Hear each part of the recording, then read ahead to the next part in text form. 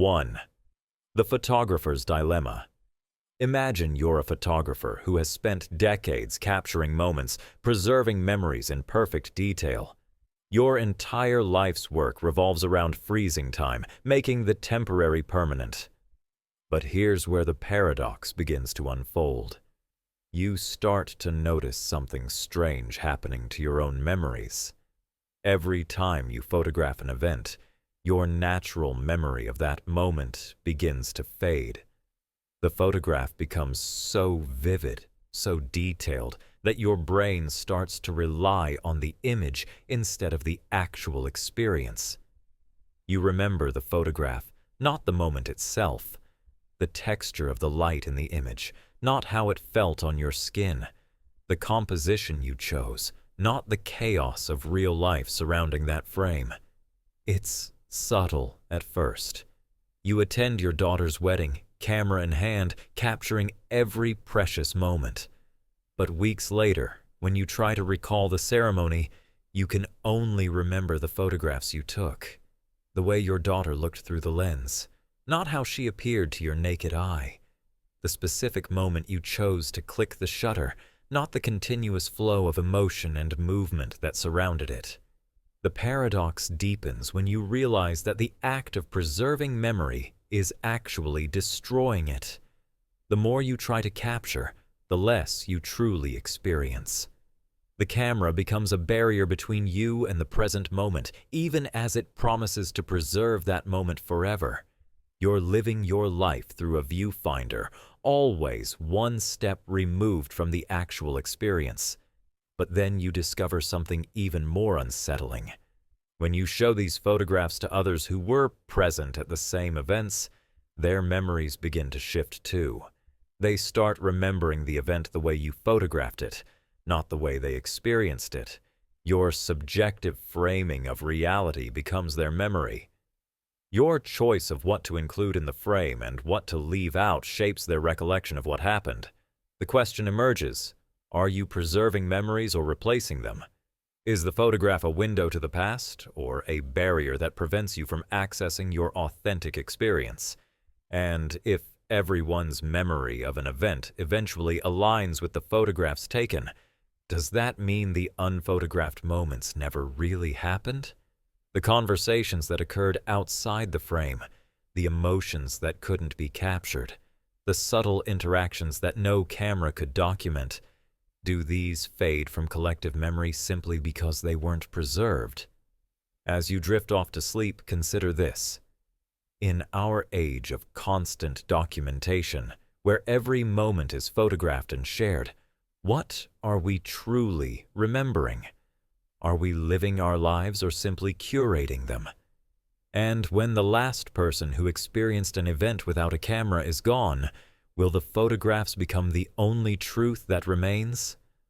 The photographer's dilemma reminds us that sometimes the act of trying to preserve something can be the very thing that destroys it. The deleted conversation. Imagine you're lying in bed, scrolling through old text messages before sleep, when you come across a conversation that makes no sense. The responses are there, but they're responding to messages that no longer exist. You see your friend replying, "I can't believe you said that." And that changes everything. But the messages they're responding to are gone. Not deleted by you. You have no memory of deleting anything. They're just absent. This is the beginning of the deleted conversation paradox. You start to notice it everywhere. Email threads where replies hang in mid-air, referencing conversations that seem to have vanished. Social media comments responding to posts that are no longer there. Voicemails that are clearly continuations of discussions you have no record of ever having. At first, you blame technology. Glitches, server errors, corrupted data. But then you notice something more disturbing. Other people seem to remember these missing conversations. They reference things you supposedly said, decisions you apparently made, promises you seemingly broke. But you have no memory of any of it. Not just forgotten, completely absent, as if those conversations happened to someone else wearing your identity. The paradox deepens when you realize this isn't just about digital communication. You discover gaps in your verbal conversations too. Friends remind you of discussions you had last week, recounting your exact words, your tone, your emotional responses. But in your memory, those conversations never happened. The space where they should be isn't foggy or unclear. It's simply empty, like trying to remember the sound of a color. You begin to wonder, are you losing your memories, or are you somehow living multiple parallel conversations that occasionally bleed into each other? When you speak to someone, are you having one conversation while they're having another? Is there a version of you that's saying things you're not aware of, making commitments you don't remember, having experiences that never register in your consciousness? The most unsettling possibility emerges gradually. What if every conversation you have spawns multiple versions, like quantum possibilities, and you're only conscious of one thread while living out all the others? The deleted conversations aren't deleted at all. They're the other paths, the parallel interactions happening in spaces your conscious mind can't access. Every time you speak, reality branches, and you're only aware of traveling down one branch while your friends and family experience different versions of you on different paths. The question that haunts you as you drift toward sleep: if other people remember conversations you don't, which version is real? Are you living in a world where you only experience fragments of your own interactions? And somewhere in the spaces between words, in the deleted conversations, is there another version of you having the experiences you're missing? Perhaps the most disturbing thought of all. If you can't remember saying something, but others heard you say it, who was speaking with your voice?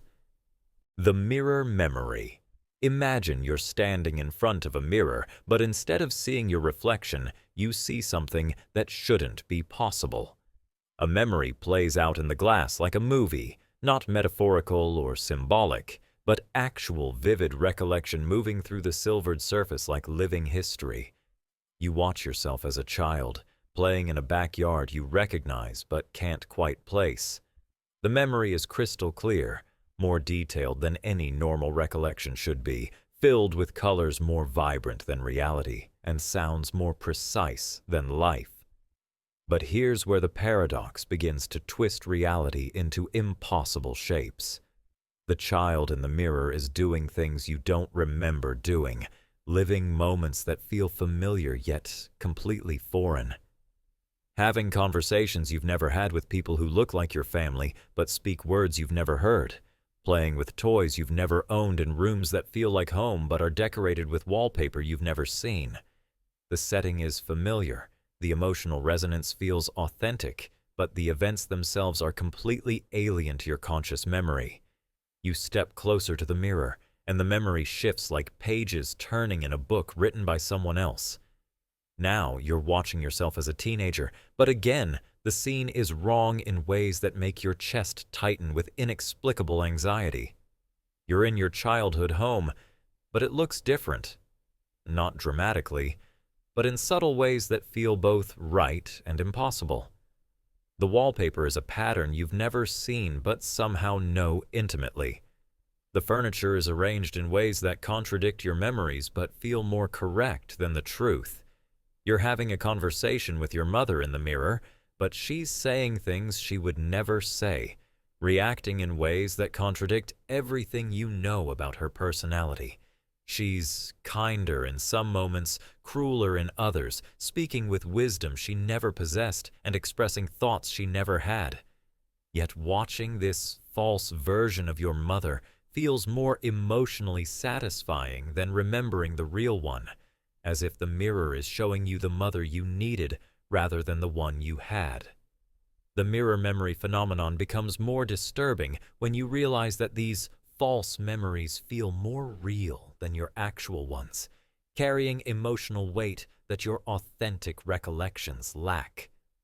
The emotions they evoke are profound, visceral, more intense than anything you've ever actually felt. You find yourself grieving for a childhood you never had, missing experiences that never occurred, mourning the loss of people who only existed in the mirror's impossible visions. The phantom memories are so rich, so detailed, so emotionally complete that your real past begins to feel flat and unsatisfying by comparison. You begin to test the mirror with growing desperation, focusing on specific moments from your past that you remember clearly.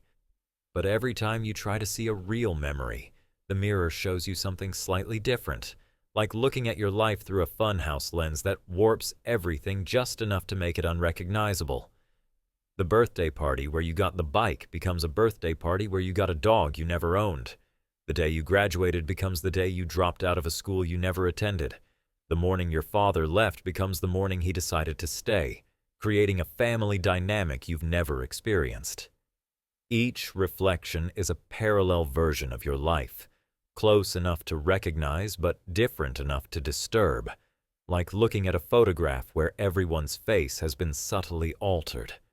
The mirror isn't just showing false memories, it's showing better memories, more complete memories, memories that make narrative sense in ways your real life never did.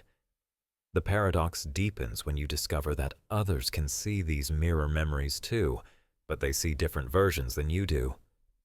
Your sister visits and gasps when she looks in the glass, insisting she sees memories of you that she knows aren't real but wishes were. She watches you in scenes she wasn't present for, having experiences that contradict her own recollections of shared events but somehow feel more true than the truth. The mirror isn't just showing false memories, it's showing different versions of your past to different people, creating a kaleidoscope of impossible histories.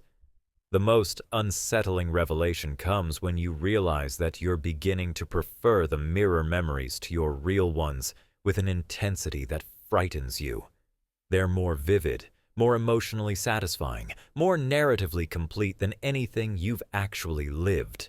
Your actual childhood feels pale and disappointing compared to the rich, complex past playing out in the reflection.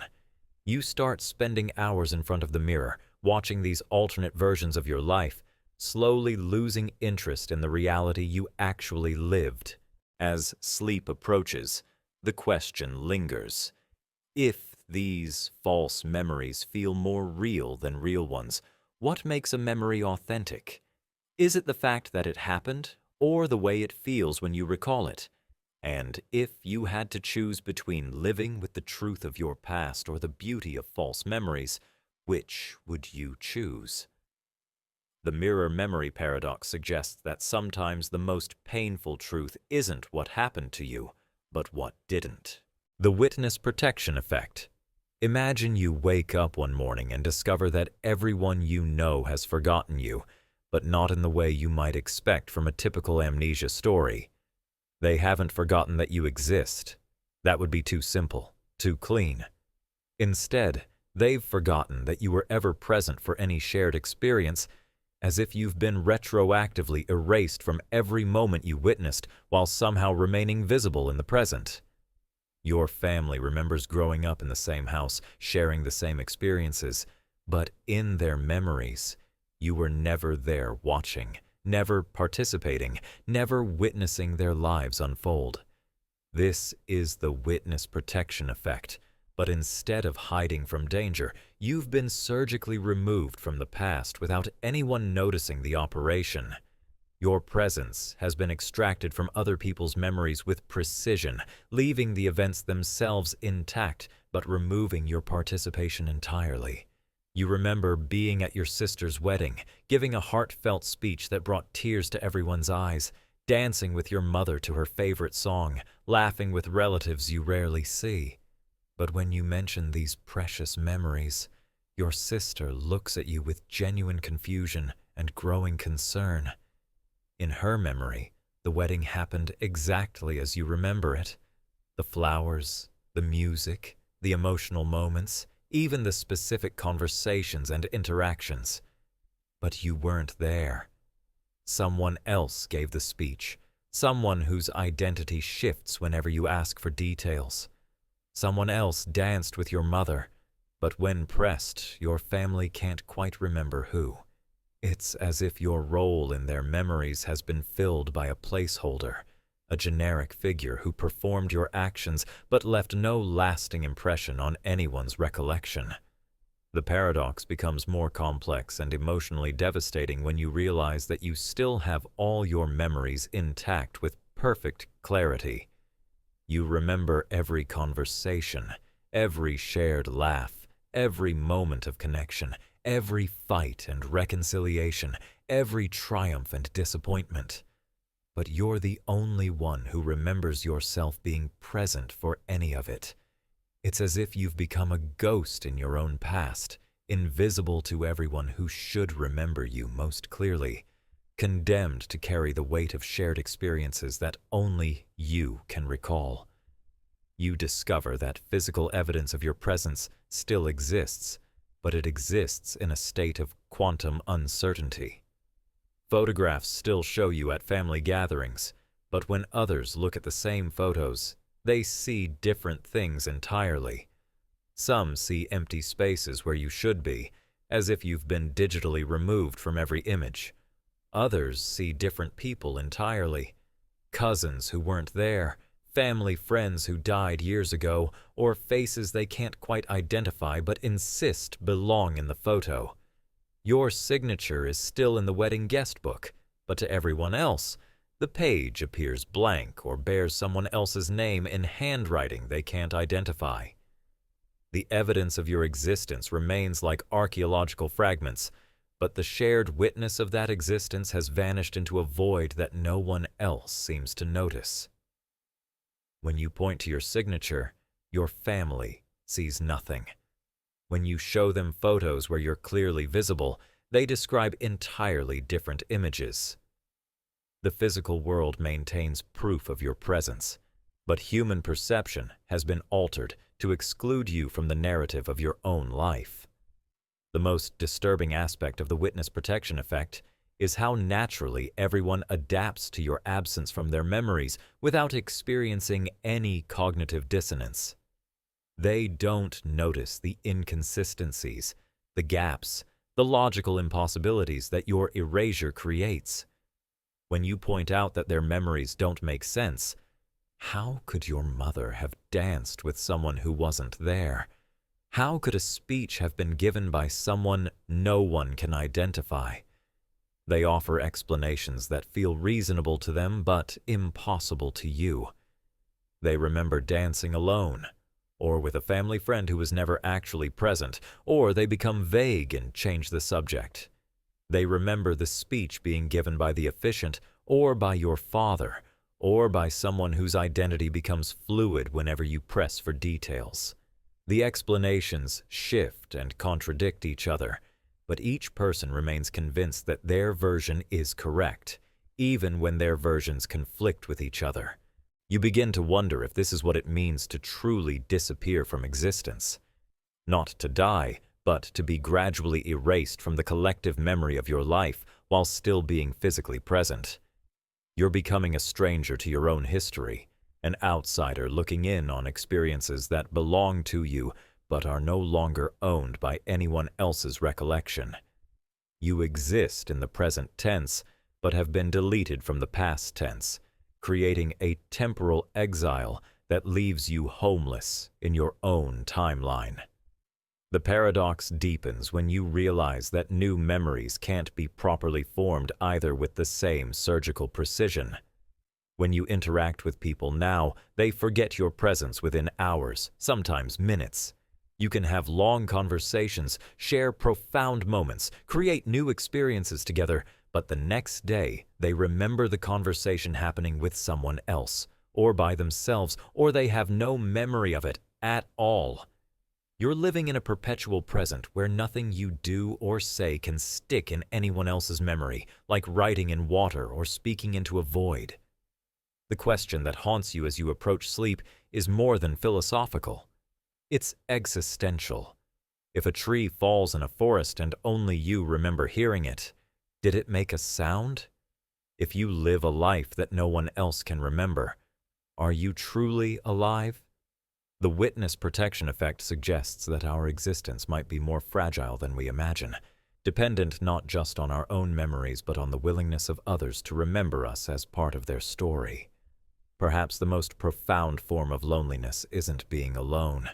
It's being forgotten while you're still present, existing in a world where you are simultaneously visible and invisible, present and absent, real and erased.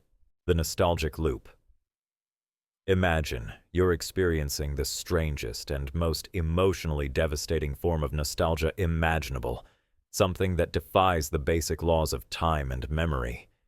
You're feeling intense longing for a past that hasn't happened yet, but not the future. Specifically, the past.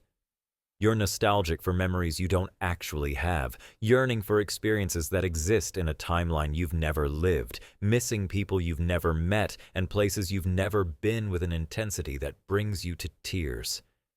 It begins as a vague feeling, like homesickness for a place you've never been, or grief for a loss you've never experienced, but it gradually becomes more specific and overwhelming with each passing day. You find yourself missing your grandmother's apple pie with such intensity that you can taste the cinnamon and feel the warmth of her kitchen. But your grandmother never baked. She lived in a nursing home and could barely remember your name. You're nostalgic for summer evenings spent on a porch swing, watching fireflies dance in the gathering darkness. But you've never owned a porch swing and grew up in an apartment building where the only evening entertainment was the sound of traffic. You feel profound sadness for the childhood friend you lost touch with, missing inside jokes and shared adventures with an ache that feels like physical pain. But you can't remember ever having such a friend. The emotions are real and powerful, more intense than any actual nostalgia you've ever experienced, but they're attached to experiences that never occurred, relationships that never formed, moments that never happened. It's as if you're homesick for someone else's life, mourning the absence of experiences that were never yours to lose. The nostalgic loop becomes more complex and disturbing when you realize that these false memories are incredibly detailed, far more vivid and complete than your actual recollections. You don't just miss the non-existent apple pie. You remember the specific way the cinnamon smell filled the kitchen, mixing with the scent of old wood and lavender soap. You can recall the sound of the timer going off, your grandmother's humming as she worked, the particular shade of golden brown on the crust, the way the filling bubbled through the decorative cuts in the top. You don't just long for the porch swing. You remember the rhythmic creaking, the cool evening breeze that carried the scent of honeysuckle, the way the setting sun painted everything in warm light, the feeling of your feet barely touching the ground as you swayed back and forth. These phantom memories are so rich, so textured, so emotionally resonant that they feel more real than your actual past. You begin to suspect that you're somehow accessing memories from a parallel version of your life, one where different choices led to different experiences, different relationships, different outcomes. The nostalgic loop isn't just about missing things that never happened. It's about missing things that could have happened, should have happened, might be happening somewhere in another dimension of possibility. The phenomenon becomes more disturbing when you realize that you're not alone in experiencing this temporal displacement. You start noticing that other people are nostalgic for experiences that contradict their actual histories. Your co-worker mentions missing the farm where he grew up, describing it in vivid detail. But you know he was raised in the city. Your neighbor talks wistfully about the dog she had as a child, a golden retriever named Sunshine who used to sleep at the foot of her bed, but she's always been allergic to dogs and never owned one. When you point out these inconsistencies, people become confused, even upset. They insist their nostalgic memories are real, more real than their actual past, which suddenly seems flat and disappointing by comparison. The false memories are spreading like a virus, replacing authentic recollections with more satisfying alternatives. People are beginning to prefer their imagined histories to their real ones, creating a collective delusion where everyone is homesick for lives they never lived. The nostalgic loop reaches its most unsettling phase when you discover that you can influence which false memories people experience. By describing your own phantom nostalgia in vivid detail, you can implant similar longings in others. When you tell someone about missing summer nights on the porch swing, they suddenly remember having a porch swing too, in a house they never lived in, during a childhood that grows more detailed with each telling. The false memories are contagious, spreading through conversation and suggestion, creating shared nostalgia for experiences that none of you ever had. You begin to wonder if nostalgia itself is a form of time travel, but instead of moving forward or backward, you're moving sideways into parallel possibilities. The emotions are real, even if the experiences aren't, suggesting that feelings can exist independently of the events that supposedly created them. Perhaps you're not remembering the past at all.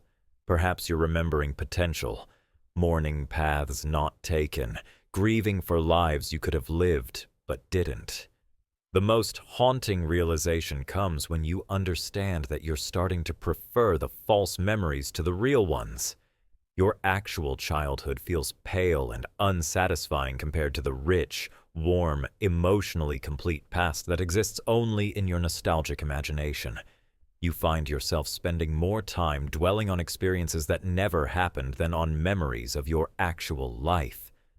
The nostalgic loop is becoming a prison of impossible longing, where you're forever homesick for a home that never existed. As you drift towards sleep, the question that haunts you becomes clear.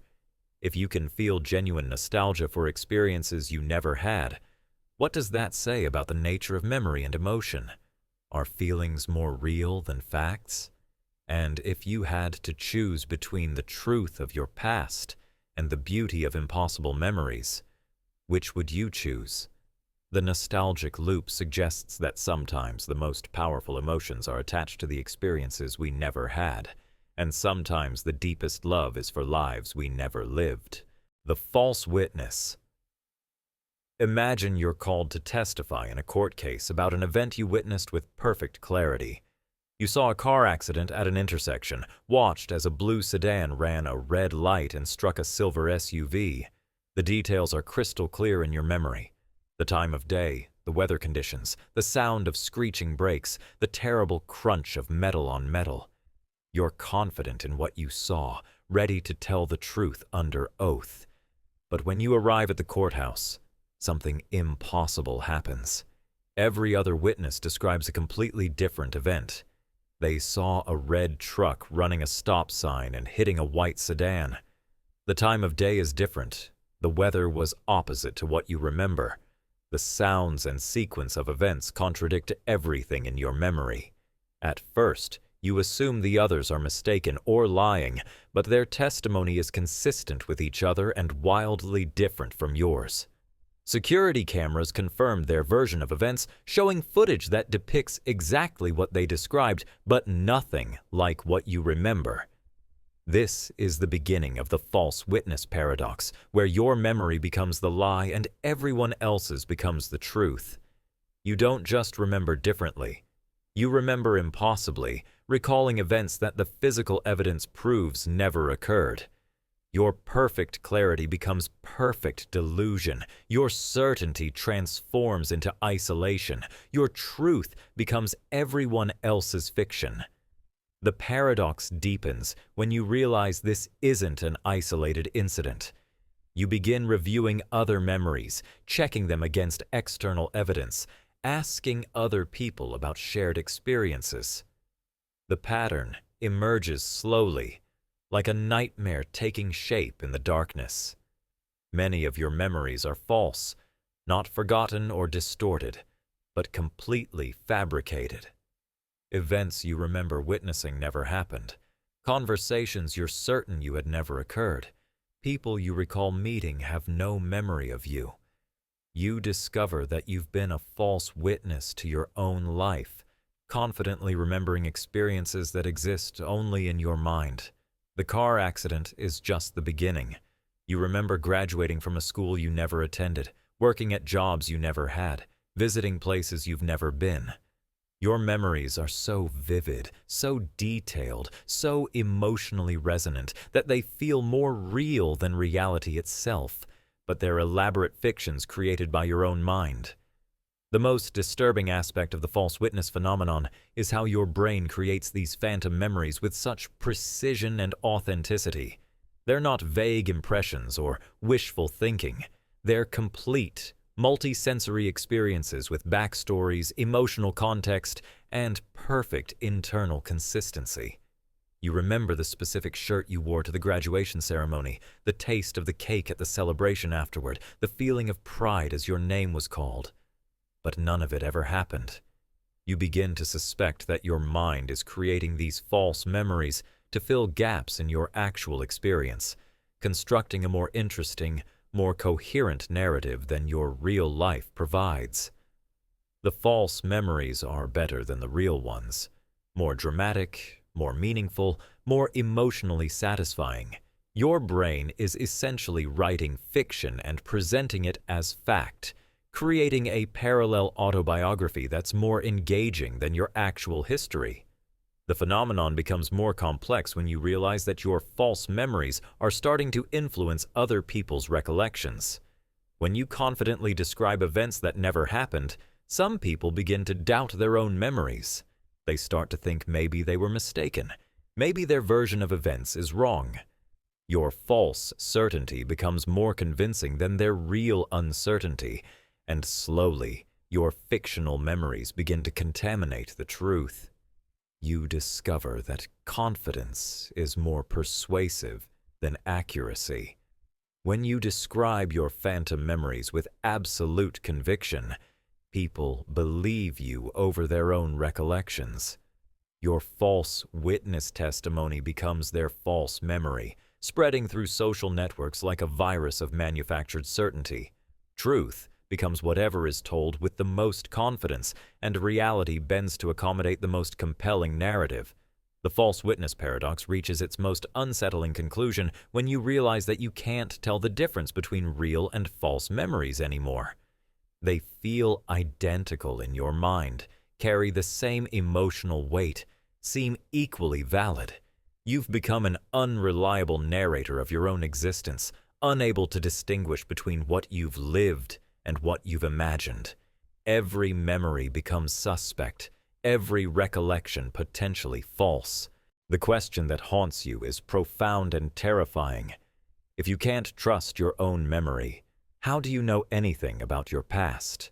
If your most vivid recollections can be completely fabricated, what does that say about the nature of identity and experience? The false witness paradox suggests that memory isn't a recording device, but a creative process, constantly writing and rewriting the story of your life.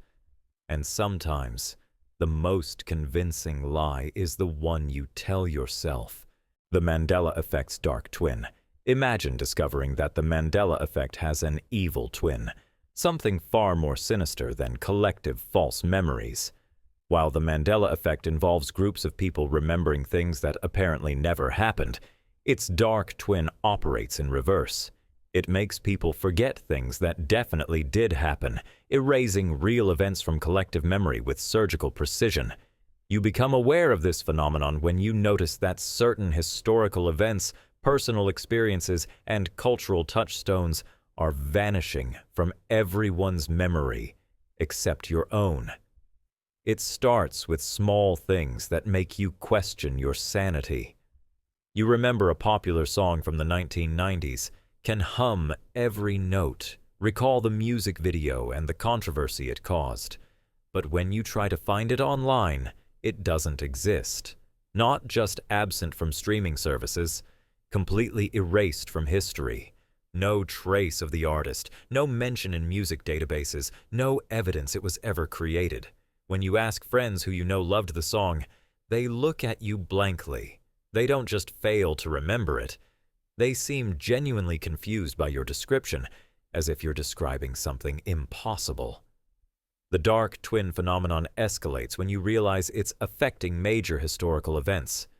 You distinctly remember a natural disaster that dominated news cycles for weeks, killed thousands of people, and changed international relief policies. You recall watching the coverage obsessively, donating money, discussing it with colleagues. But when you search for information about this disaster, you find nothing. The date you remember is empty in historical records, filled instead with routine news about politics and sports. The countries affected show no evidence of devastation, no changes in policy, no memorials for victims who apparently never existed. More disturbing still, when you bring up these erased events with people who you know were equally affected by them, they react as if you're describing a fever dream. They don't just claim not to remember. They seem genuinely disturbed by your insistence that these things happened. Your certainty about events that apparently never occurred makes you appear delusional to everyone around you, isolated in memories that only you retain. The Mandela effect's dark twin becomes more personal and emotionally devastating when it starts erasing people from existence. You remember a coworker named David who worked in your office for 3 years. You had lunch together regularly, shared inside jokes, knew details about his family and hobbies. But one day, you arrive at work to find his desk cleaned out, his nameplate gone, and when you ask about David, your colleagues look confused. They don't remember anyone by that name ever working there. HR has no record of him, his email address doesn't exist, and photos from office parties show empty spaces where he should be standing. The phenomenon expands to affect your personal relationships in ways that make you question your sanity. Family members you remember having close relationships with are forgotten by everyone else. Your cousin Sarah, who you grew up with and saw every holiday, apparently never existed. When you bring up memories of playing together as children, your relatives seem genuinely concerned about your mental health. They remember the family gatherings, but in their version, you were always alone. Never had a cousin named Sarah, never played the games you recall so vividly. You begin to suspect that you're somehow immune to a form of mass amnesia that's selectively editing reality. While the Mandela effect creates false memories shared by groups, its dark twin removes real memories from groups while leaving you as the sole witness to erased truth. You become a living archive of deleted history, the only person who remembers what actually happened before it was surgically removed from collective consciousness. The most terrifying aspect of the dark twin is its apparent intelligence and purpose. The erasures aren't random. They follow patterns that suggest deliberate curation. Traumatic events disappear, controversial figures vanish, uncomfortable truths are deleted. It's as if someone or something is editing reality to create a more palatable version of history, removing elements that might cause distress, conflict, or unwanted questions.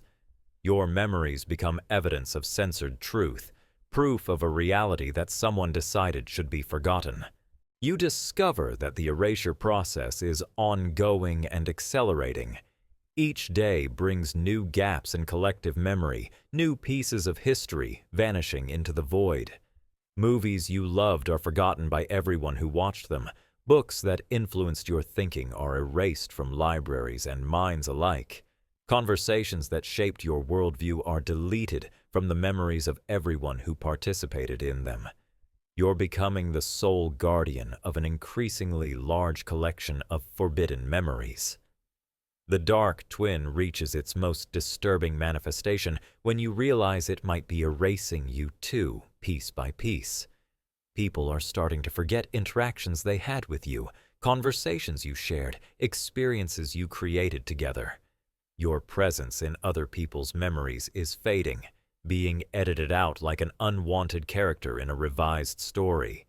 Soon, you might be completely erased from everyone's recollection while still remaining physically present, becoming a ghost in your own life. The question that haunts you as sleep approaches is more than philosophical. It's existential. If you're the only person who remembers the true version of events, are you the last sane person in an edited world, or the only insane person clinging to false memories? The Mandela effect's dark twin suggests that reality itself might be subject to revision, and truth is whatever the collective chooses to remember. In a world where the past can be deleted, your memories become both precious and dangerous. The only evidence of crimes against history that no one else remembers being committed. The borrowed memory.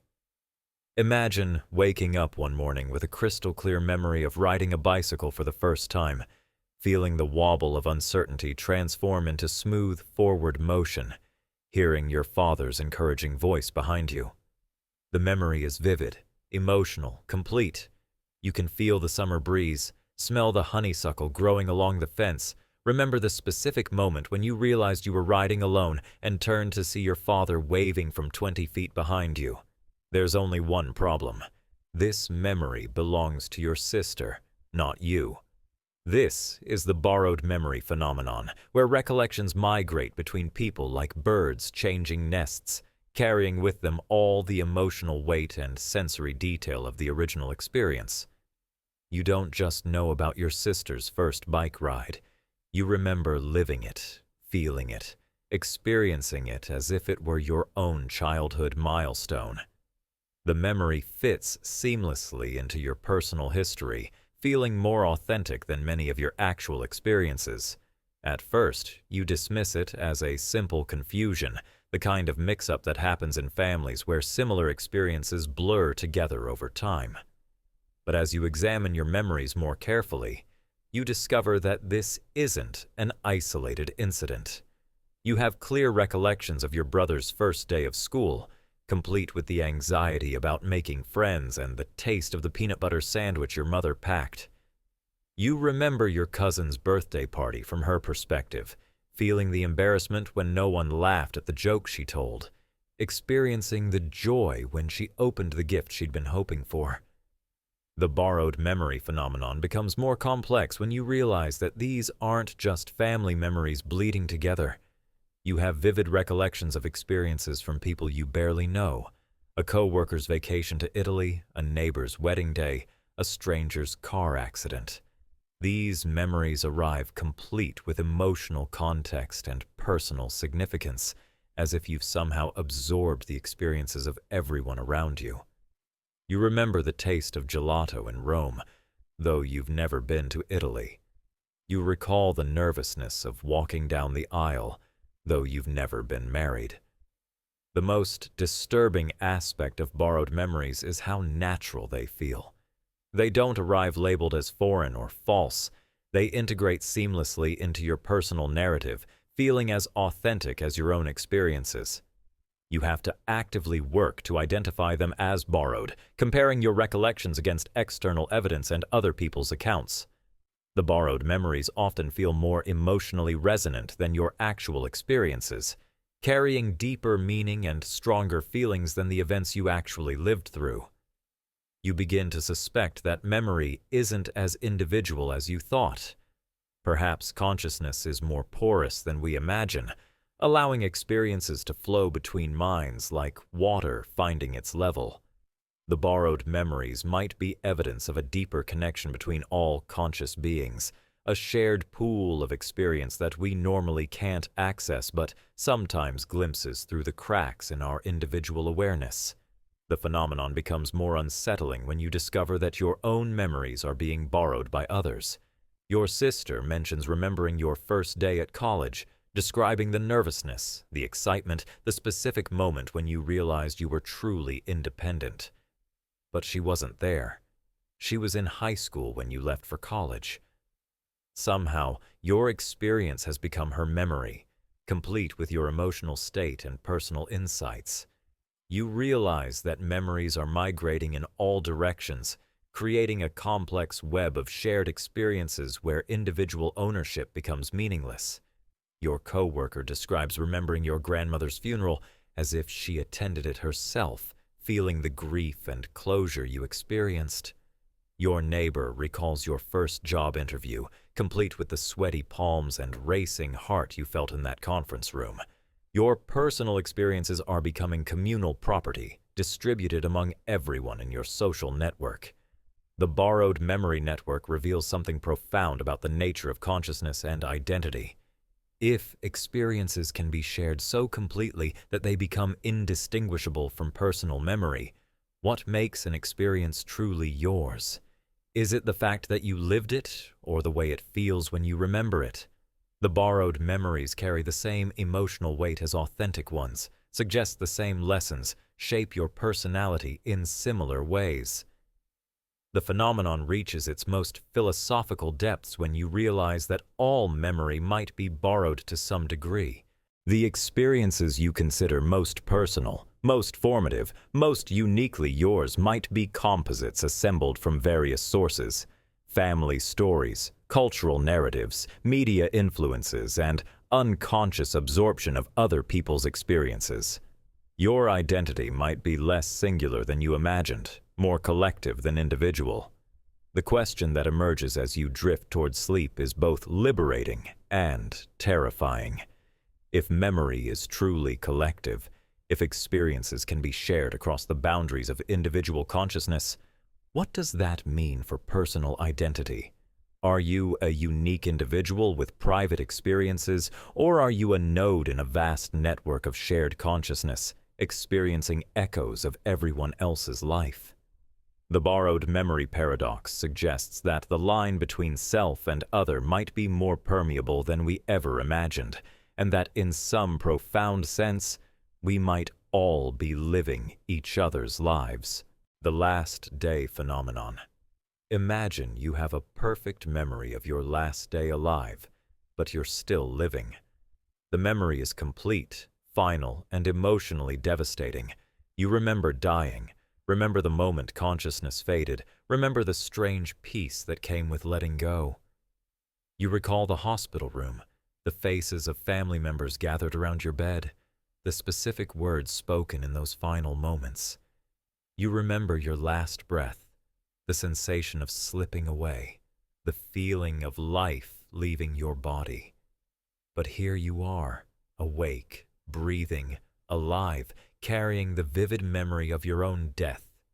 This is the last day phenomenon, where people retain crystal clear memories of dying while continuing to live. The memory isn't metaphorical or symbolic. It's a complete sensory experience of the end of life, as real and detailed as any other memory you possess.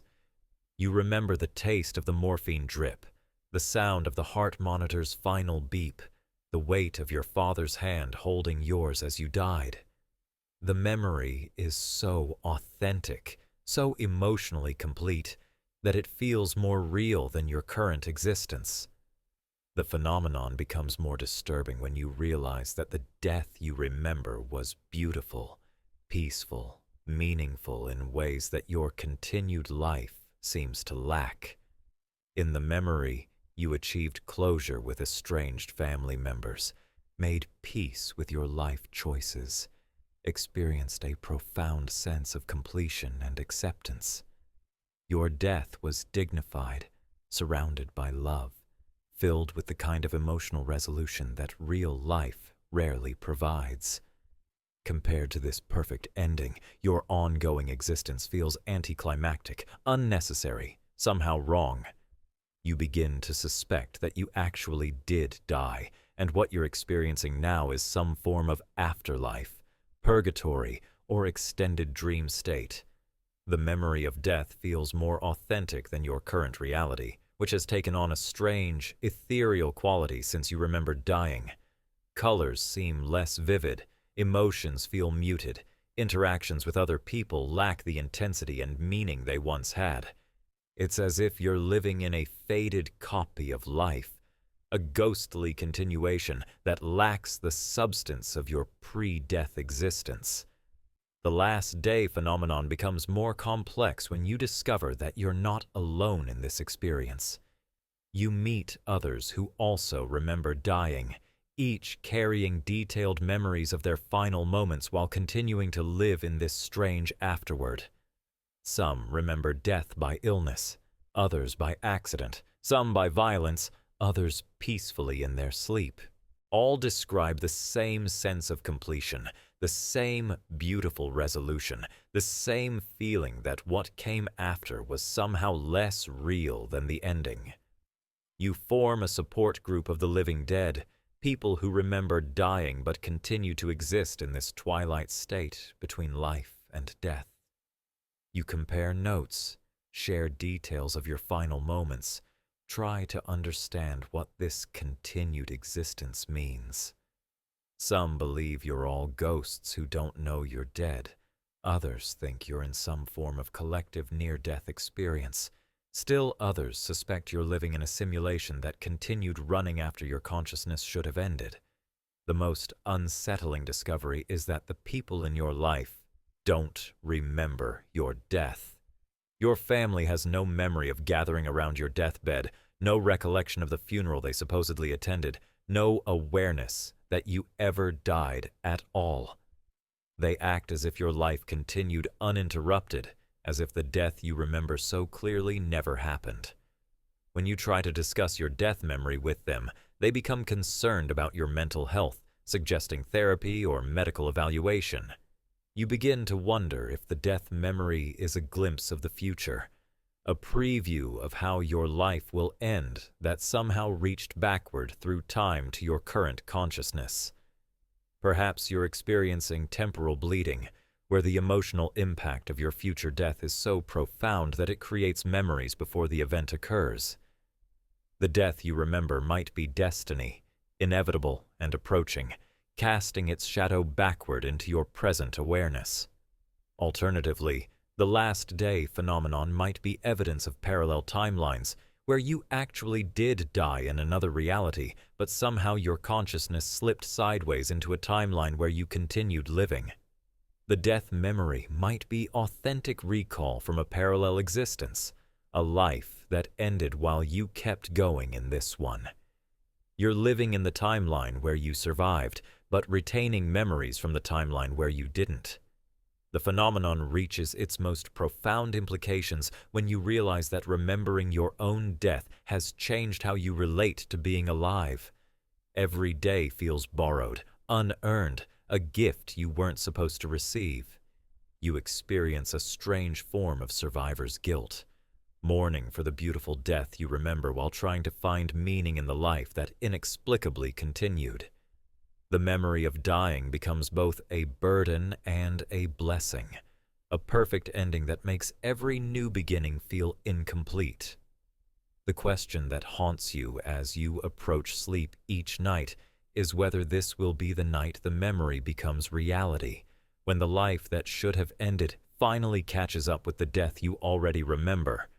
The last day phenomenon suggests that time might not be as linear as we imagine, that endings can be experienced before they occur, and that death might cast its shadow both forward and backward through our consciousness.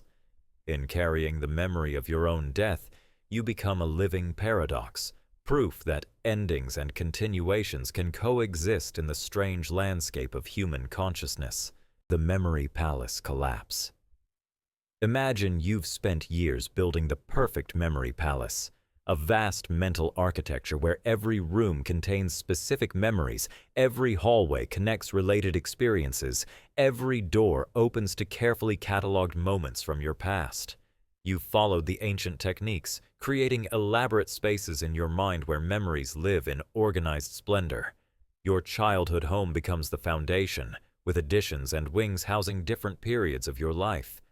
The system is beautiful, efficient, and reliable, until the day it begins to collapse without warning. The collapse starts with small structural failures that make you question your sanity. You enter the room where you've stored your college memories, but the furniture has changed.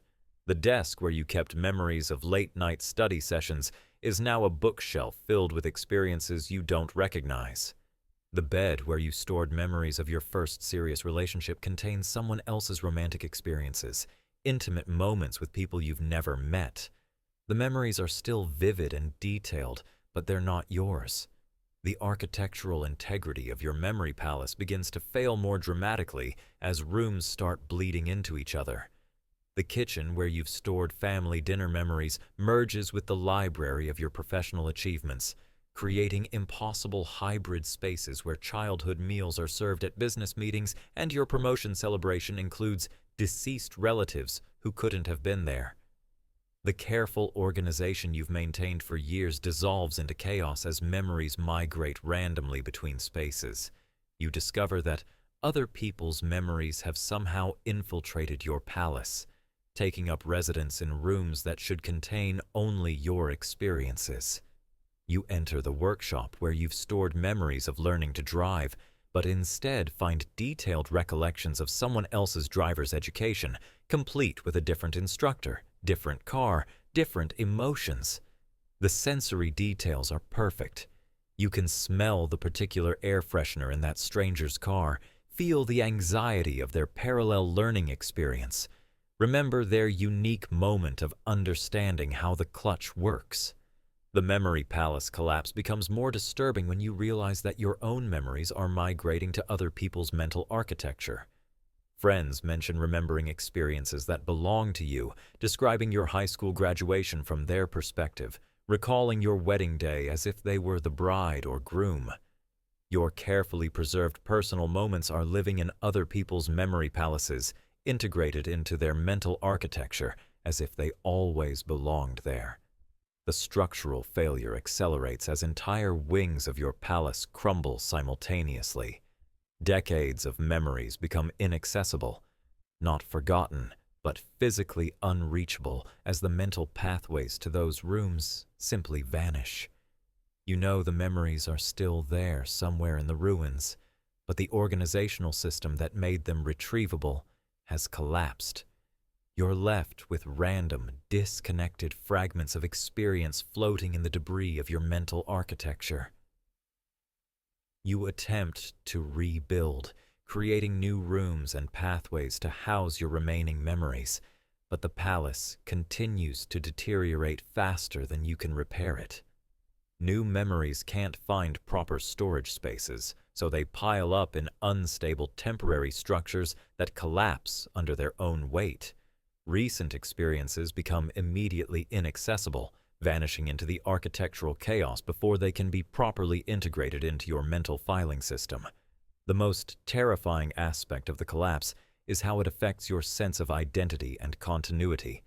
The memory palace wasn't just a storage system. It was the foundation of your understanding of who you are, providing the narrative structure that connects your past self to your present self. Without it, your identity becomes fragmented, disconnected, uncertain. You lose the ability to access the experiences that shaped you, leaving you untethered from your own history. You begin to suspect that all human consciousness depends on some form of mental architecture, and that memory palace collapse might be a universal phenomenon that everyone experiences but doesn't recognize. Perhaps the feeling of aging, of losing touch with your younger self, of forgetting important experiences, is actually architectural failure in the mental structures that house our identity. The memories don't disappear. The buildings that contain them simply become unreachable. The collapse reaches its final phase when you realize that you can no longer distinguish between the ruins of your own palace and the fragments of other people's collapsed architecture. Memories float freely in the rubble, detached from their original owners, available to anyone who stumbles across them in the debris. Your mental landscape becomes a post-apocalyptic wasteland where everyone's experiences are mixed together in an undifferentiated mass of recollection. The memory palace collapse forces you to question the nature of organized consciousness and personal history. If the mental structures that house our identity can fail so completely, what does that say about the stability of the self? Are we only as solid as our ability to mentally organize our experiences? The collapse suggests that consciousness might be more fragile than we imagine, dependent on architectural systems that can crumble without warning, leaving us homeless in our own minds, wandering through the ruins of our former selves, searching for memories that no longer have addresses in the geography of our consciousness. The temporal orphan.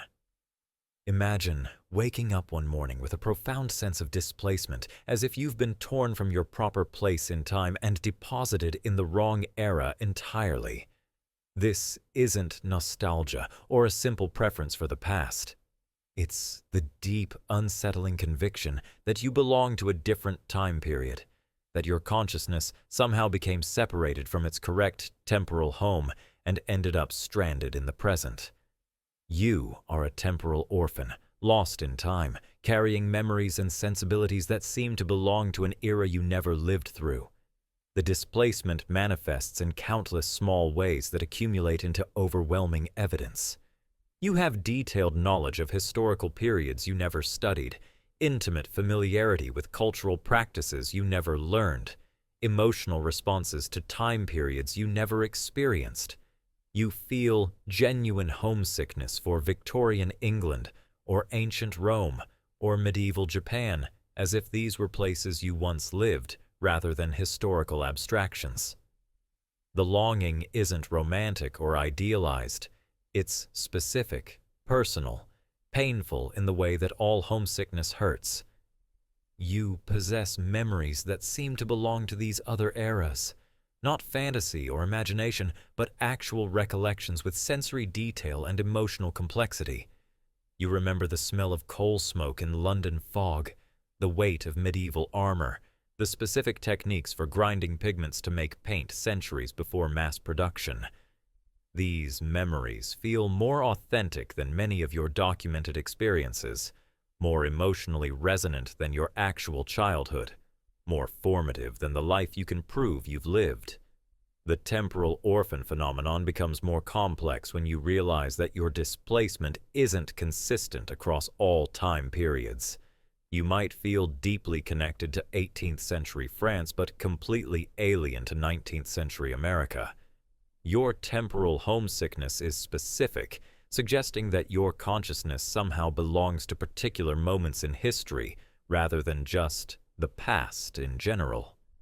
It's as if different aspects of your identity were scattered across multiple time periods, leaving you feeling fragmented across centuries. You begin to encounter other temporal orphans, people who share this sense of displacement but are homesick for different eras. Some feel they belong in ancient Egypt, others in Renaissance Italy, still others in prehistoric caves or future centuries that haven't occurred yet. You form communities of the temporally displaced, sharing memories of times you never lived, comparing notes about eras where your consciousness feels at home despite your body being born into the wrong century. The phenomenon becomes more disturbing when you discover that your memories of other time periods are historically accurate in ways that formal education could never achieve.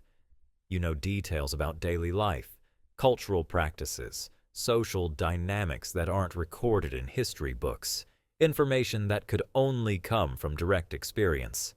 When historians verify your anachronistic knowledge, they're amazed by the accuracy and intimacy of details that should be impossible for you to know. You start to suspect that consciousness might not be bound by linear time in the way we assume. Perhaps your awareness somehow existed in these other periods, accumulating experiences and memories that traveled forward through time to your current incarnation. The temporal orphan condition might be evidence of reincarnation or consciousness that exists outside normal temporal flow, or some form of time-traveling awareness that touches multiple points in history.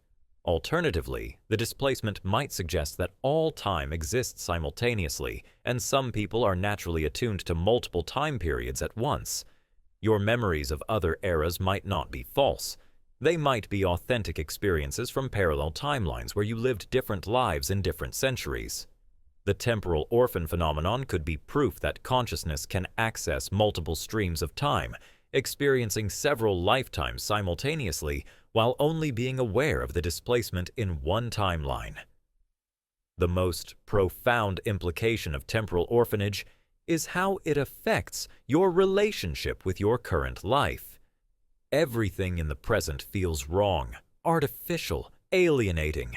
Modern technology doesn't just seem foreign, it feels actively hostile to your sensibilities. Contemporary culture doesn't just seem strange, it feels like a place where you can never truly belong. You're living in exile from your proper time, trapped in an era that feels as alien as another planet. The temporal orphan condition reaches its most poignant expression in the gradual realization that you may never find your way home. Unlike geographical displacement, which can potentially be remedied by travel, temporal displacement offers no possibility of return. The question that accompanies you towards sleep is both heartbreaking and profound. If consciousness can become displaced across time, what does that say about the nature of identity and belonging? Are you truly a product of your birth era, or do you carry within you the accumulated experiences of multiple lifetimes across centuries?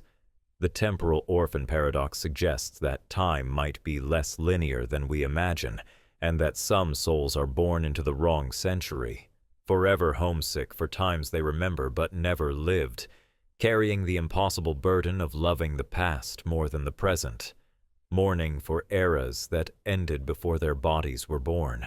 The dream contamination. Imagine that your dreams begin bleeding into other people's sleep, but not in any mystical or supernatural way. Instead, it's as if dream content becomes contagious, spreading from mind to mind through some unknown mechanism that operates below the threshold of conscious awareness. You start having the same bizarre dream repeatedly. You're trapped in a vast library where all the books are blank, and every time you try to write in them, the words disappear as soon as you finish each sentence. The dream is vivid, recurring, and distinctly yours in its specific details and emotional texture. But then, something disturbing happens. Your roommate mentions having a strange dream about being in a library where the books won't hold words. Your coworker describes the exact same scenario during a coffee break. Your sister calls to tell you about a recurring nightmare involving blank books that erase themselves. The dream is spreading with viral precision, carrying with it not just the basic scenario, but specific details, emotional undertones, and even the particular sense of frustration and anxiety that characterizes your original experience. The dream contamination phenomenon accelerates as your personal nightmare becomes a shared experience across your social network. Friends of friends report having the blank book library dream, describing details they couldn't possibly know. The specific layout of the library, the particular font that appears before vanishing, the musty smell of old paper and binding glue, the sound of pages turning in empty silence. The dream is spreading beyond the bounds of your direct contact, propagating through social networks like a virus of the unconscious mind. You begin to investigate and discover that you're not the only source of dream contamination. Other people are unwittingly spreading their nocturnal experiences, creating a complex web of shared unconscious content. A stranger's dream about flying through underwater cities begins appearing in your sleep. Someone else's recurring nightmare about being chased by geometric shapes starts haunting your nights. Dreams are cross-pollinating, mixing, evolving as they pass from mind to mind, creating hybrid experiences that belong to no single dreamer. The contamination becomes more sophisticated as dreams begin to adapt and mutate during transmission. Your blank book library evolves in other people's versions. Some dreamers find themselves in the same library, but with books that burn instead of erasing.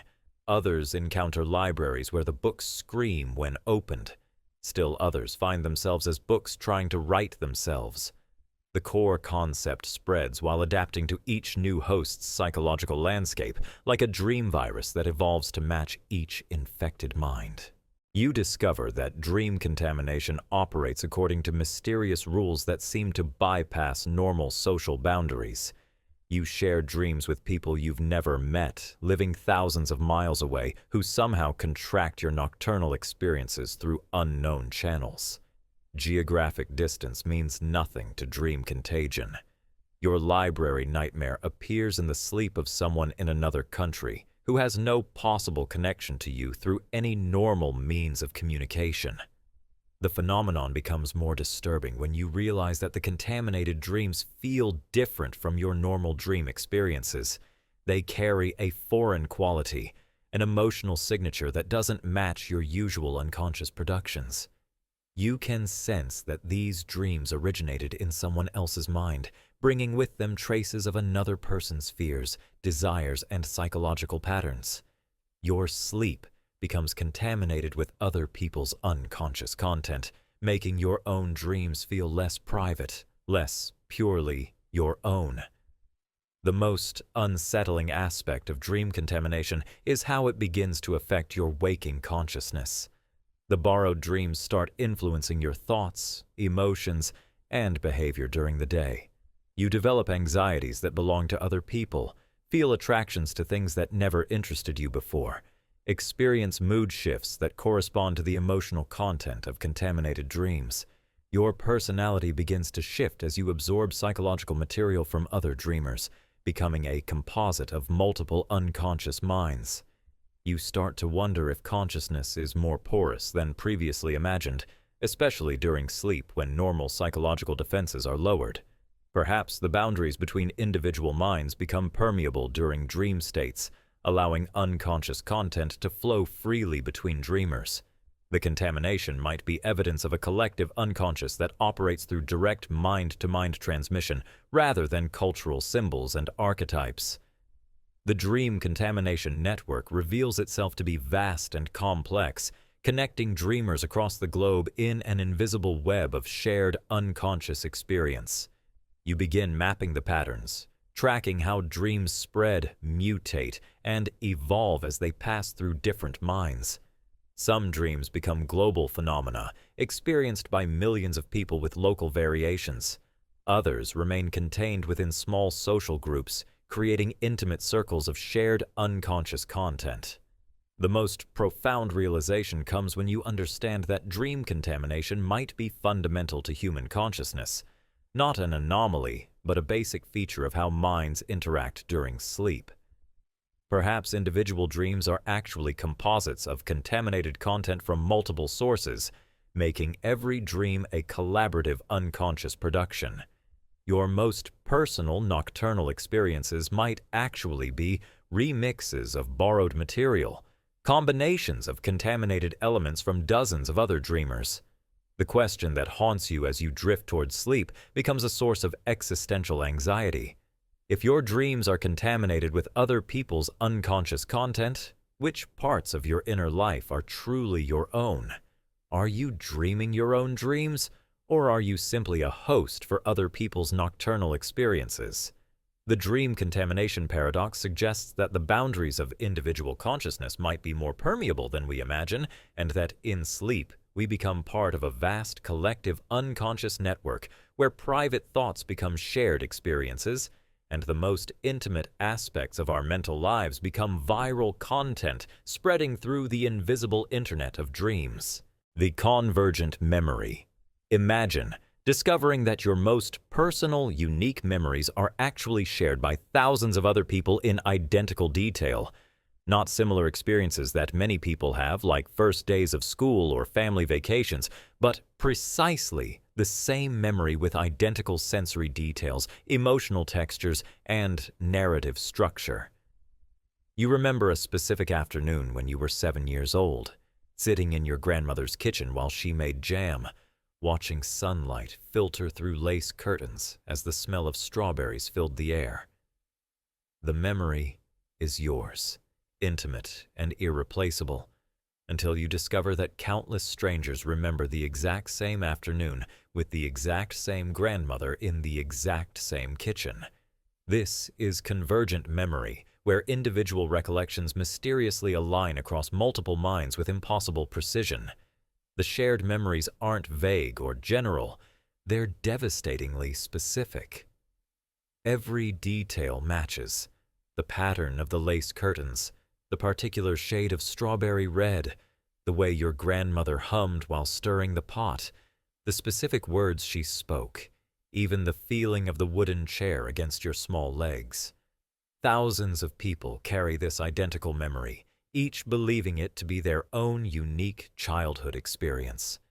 The phenomenon becomes more disturbing as you discover the scope of convergent memories affecting your personal history. Your first kiss, your proudest moment, your deepest childhood fear, all are perfectly replicated in other people's memories.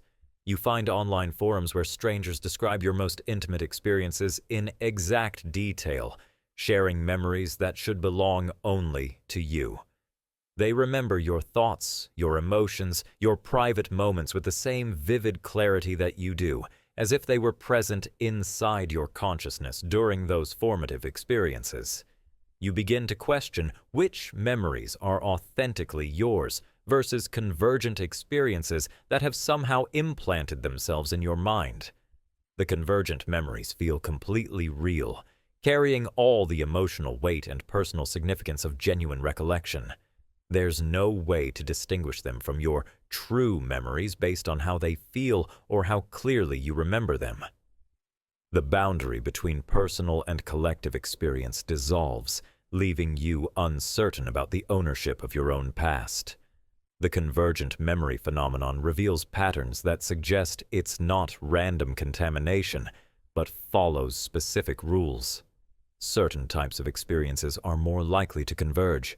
Moments of profound emotional significance, transitional experiences, encounters with beauty or terror.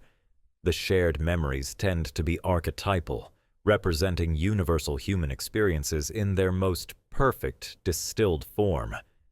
It's as if there's a template library of ideal memories that get distributed among multiple minds.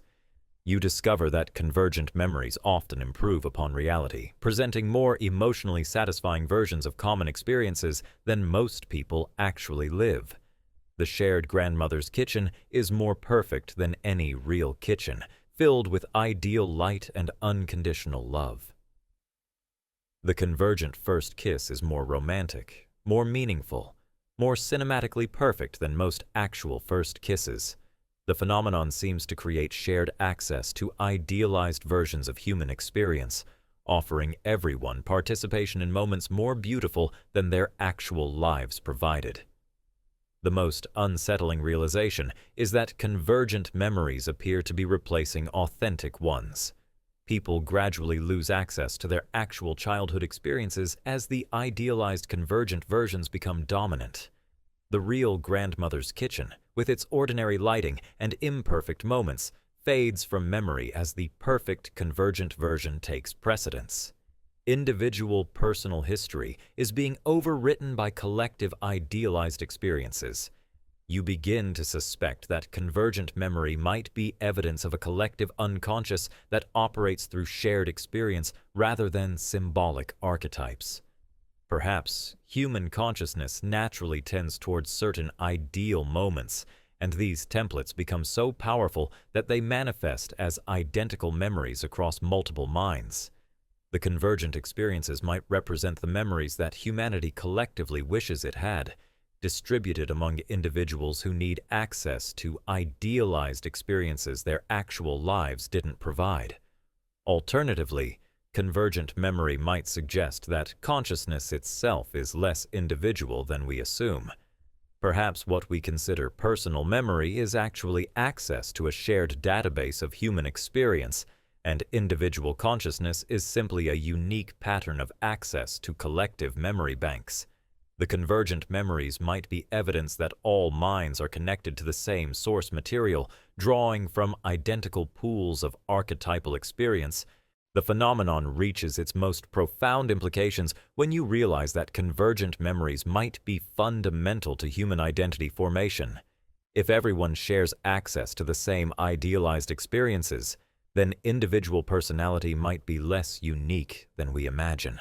We might all be variations on shared themes, different arrangements of the same basic memories, unique combinations of convergent experiences that give us the illusion of individual identity while actually being composites of collective material.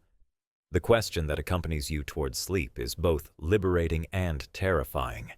If your most meaningful memories are shared by thousands of others, what makes you uniquely you?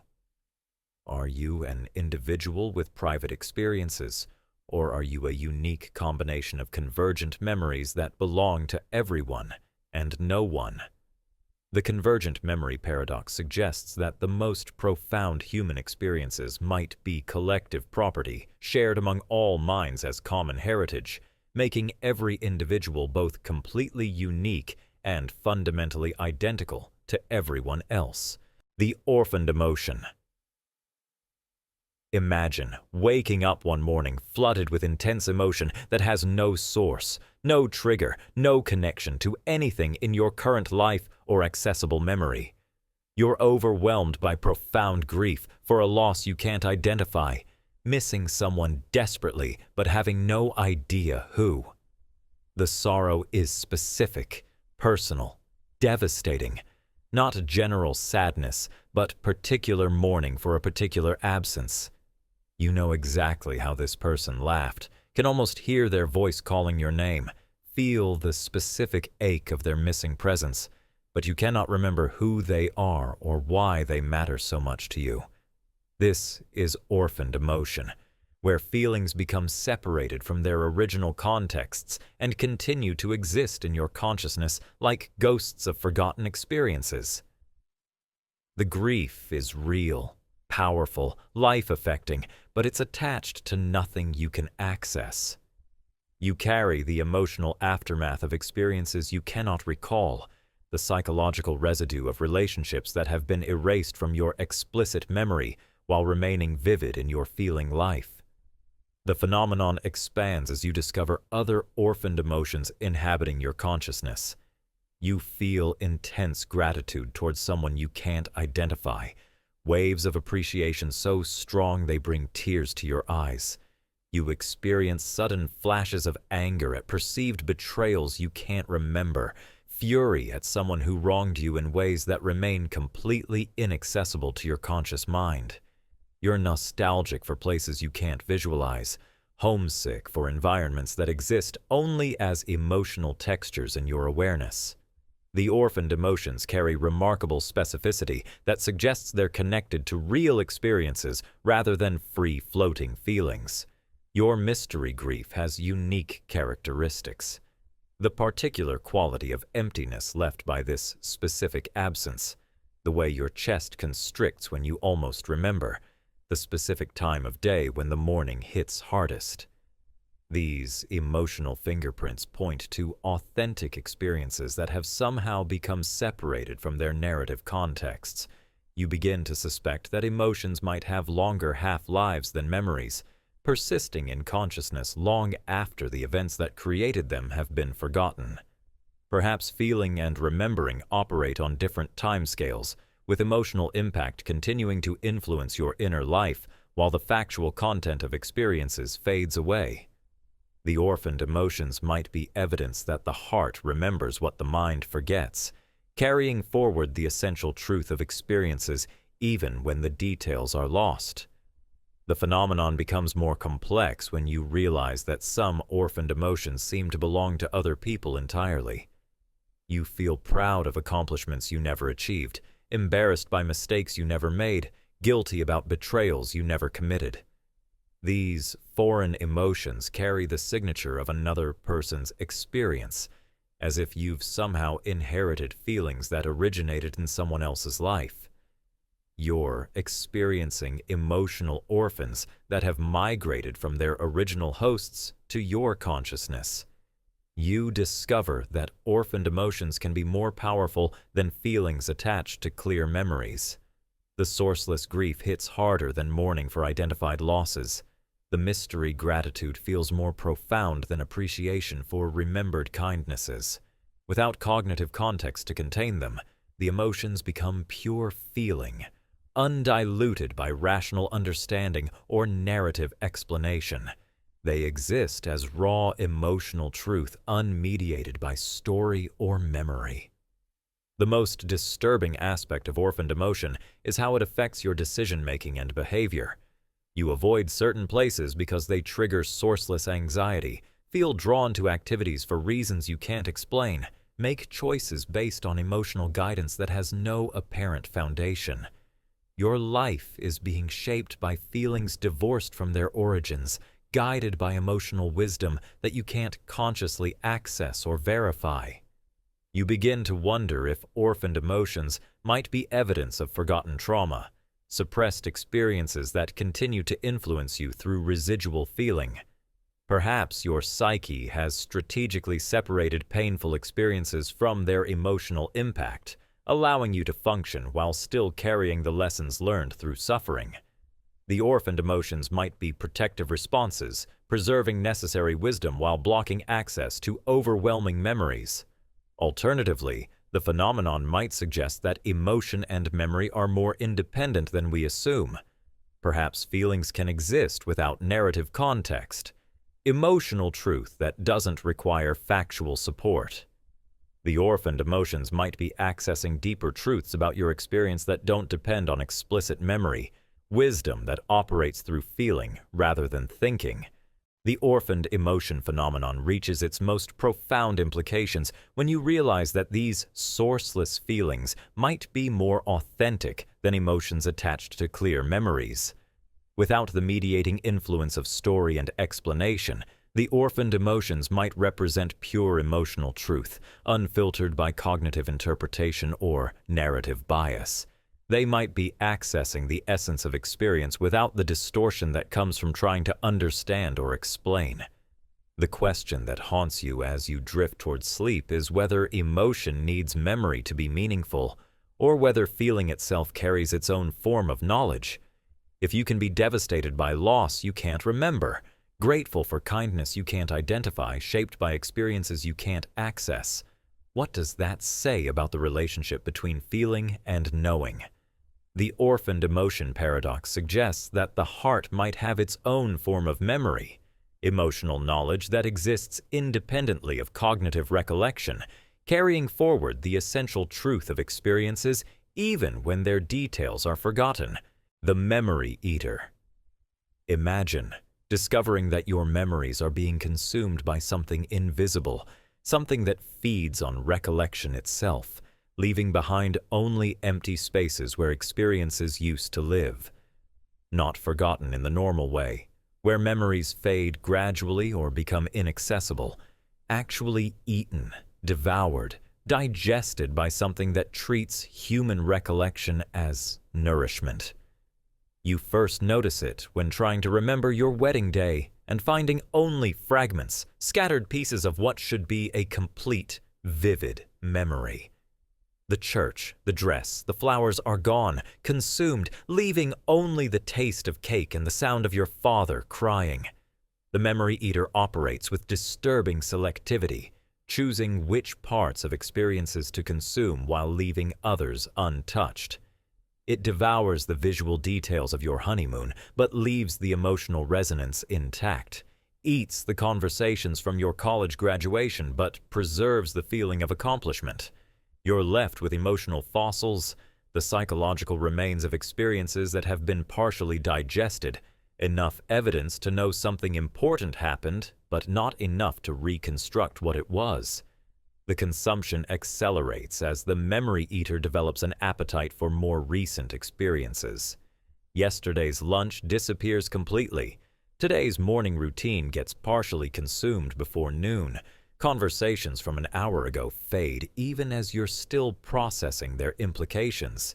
You're losing the ability to hold onto new experiences, watching them disappear in real time as something invisible feeds on your consciousness, treating your life as an all-you-can-eat buffet of human experience. You begin to notice patterns in what gets eaten versus what remains. The memory eater seems to prefer certain types of recollections. Moments of pure joy get consumed quickly. Traumatic experiences disappear entirely. Routine daily activities vanish without trace.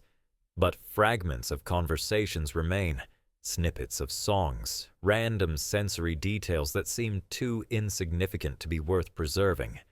It's as if the entity has sophisticated tastes, preferring the emotional meat of experiences while leaving behind the gristle of mundane detail. The most disturbing realization is that you can sometimes sense the memory eater feeding. Feel the moment when a recollection gets consumed. There's a specific sensation, like something being gently pulled from your mind, a moment of disorientation as experience gets digested and disappears. You try to hold on to memories as they're being eaten, concentrating fiercely on important moments, but the consumption happens anyway, leaving you with the awareness that something precious has been lost without being able to remember what it was. You discover that you're not the only one being fed upon. Other people describe the same phenomenon. Memories disappearing in real time, experiences being consumed as they live them, the growing sense that something invisible is treating human consciousness as a food source. The memory eater appears to be feeding widely, creating a population of people who live increasingly in the present because their past is being steadily devoured. The phenomenon becomes more complex when you realize that the memory eater might be creating a form of forced mindfulness, consuming attachment to the past and anxiety about the future to keep consciousness focused on the immediate present. Without access to accumulated grievances, without the weight of past trauma, without the burden of accumulated regret, people become strangely peaceful, living more fully in current moments because they have no alternative. You begin to suspect that the memory eater might be benevolent, protecting humanity from the psychological burden of too much memory. Perhaps consciousness wasn't designed to carry the full weight of a lifetime's experiences, and the entity is performing a necessary service, editing human recollection to prevent psychological overload. The consumption might be therapeutic, removing the experiences that cause suffering while preserving those that provide wisdom.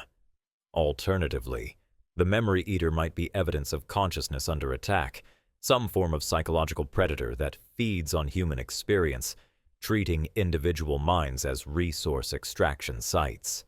The consumption might be depleting humanity of its collective memory, creating a population that lives without historical awareness, personal continuity, or accumulated wisdom. You might be witnessing the slow digestion of human consciousness itself. The memory eater phenomenon reaches its most terrifying implications when you realize that it might be consuming not just individual memories, but the very capacity for memory formation. People are losing the ability to create new recollections, to learn from experience, to build identity through accumulated history. Each day becomes isolated from the next. Each experience disappears as soon as it's completed, leaving consciousness trapped in an eternal present with no connection to past or future.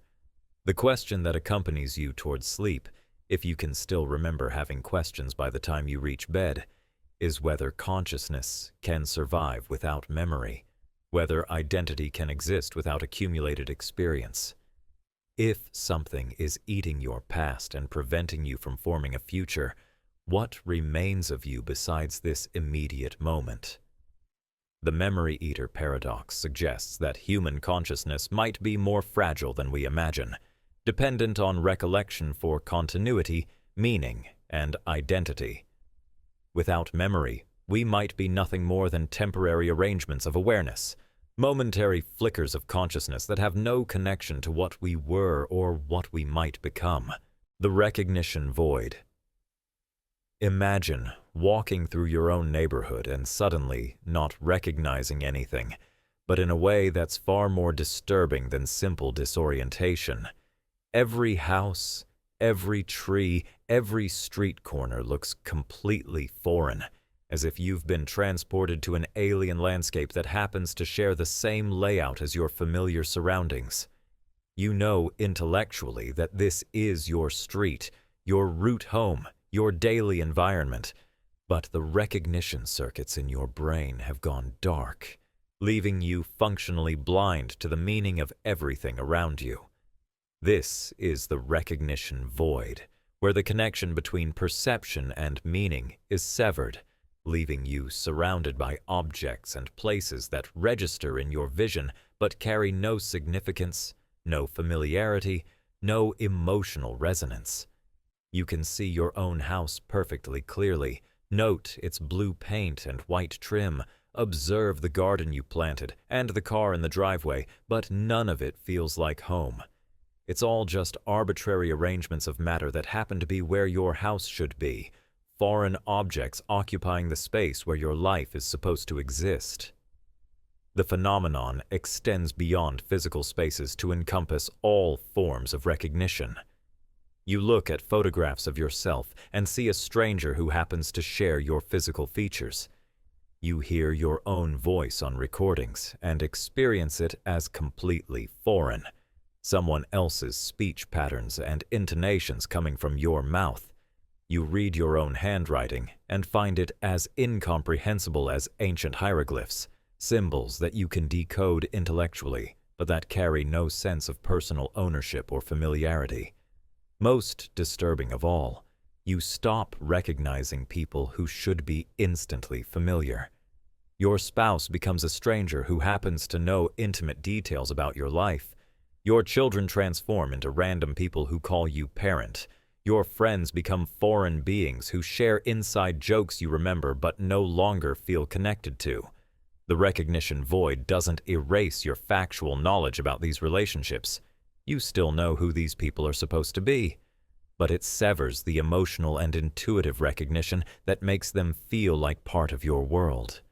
The void extends to your own body, which becomes an alien vessel you happen to be piloting.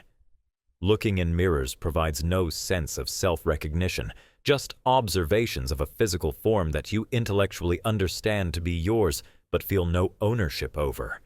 Your hands moving through space seem like foreign objects under your control. Your own reflection becomes a stranger who mimics your movements with unsettling precision. You retain all motor control and physical awareness, but the deep recognition of "this is me" vanishes completely. The recognition void creates a form of existential homelessness where you remain physically present in your life while becoming emotionally and psychologically displaced from everything that should feel familiar. You can navigate your daily routine through intellectual memory and logical deduction, but nothing feels like home. Nothing triggers the warm recognition that creates the sense of belonging somewhere. You become a stranger in your own life, perfectly capable of functioning but unable to feel connected to any of it. You discover that recognition and memory are entirely different systems that can operate independently. You remember everything perfectly. Every fact about your life, every detail about your relationships, every piece of information about your environment. But the recognition circuits that make those memories feel personally relevant have gone offline. You know your wife's birthday, remember your wedding day, can recite the story of how you met, but she feels like a character in someone else's biography rather than a person you actually love. The phenomenon becomes more complex when you realize that new experiences also fail to generate recognition. You meet new people, and they remain permanently foreign, never crossing the threshold from stranger to familiar. You visit new places, and they stay alien no matter how much time you spend there. You buy new objects, and they never become truly yours, remaining foreign artifacts that happen to be in your possession. The recognition void isn't just blocking access to established familiarity, it's preventing new familiarity from forming. The most philosophically disturbing aspect of the recognition void is how it reveals the arbitrary nature of familiarity itself. Recognition emerges as a particular type of neural experience rather than an inherent property of people or places. The feeling of home, the sense of ownership, the warmth of familiarity, all are revealed to be brain states that can be switched off without affecting any other cognitive functions. Everything that feels inherently meaningful about your environment turns out to be subjective interpretation rather than objective reality. You begin to wonder if the recognition void might be showing you a more accurate version of reality, one uncolored by the emotional projections that create the illusion of familiarity. Perhaps the sense that certain people and places belong to you is purely psychological construction, and the void is revealing the truth that everything is equally foreign, equally arbitrary, equally devoid of inherent personal significance. Maybe the feeling of home was always an illusion, and now you're seeing your environment as it actually is. Neutral matter arranged in patterns that have no special relationship to your consciousness. The recognition void forces you to question whether identity itself depends on the ability to recognize your own life as familiar. If you can't feel at home in your own existence, can't recognize your own relationships as meaningful, can't experience your own environment as personally significant, what remains of the self? Are you still you if everything that should feel like yours feels foreign?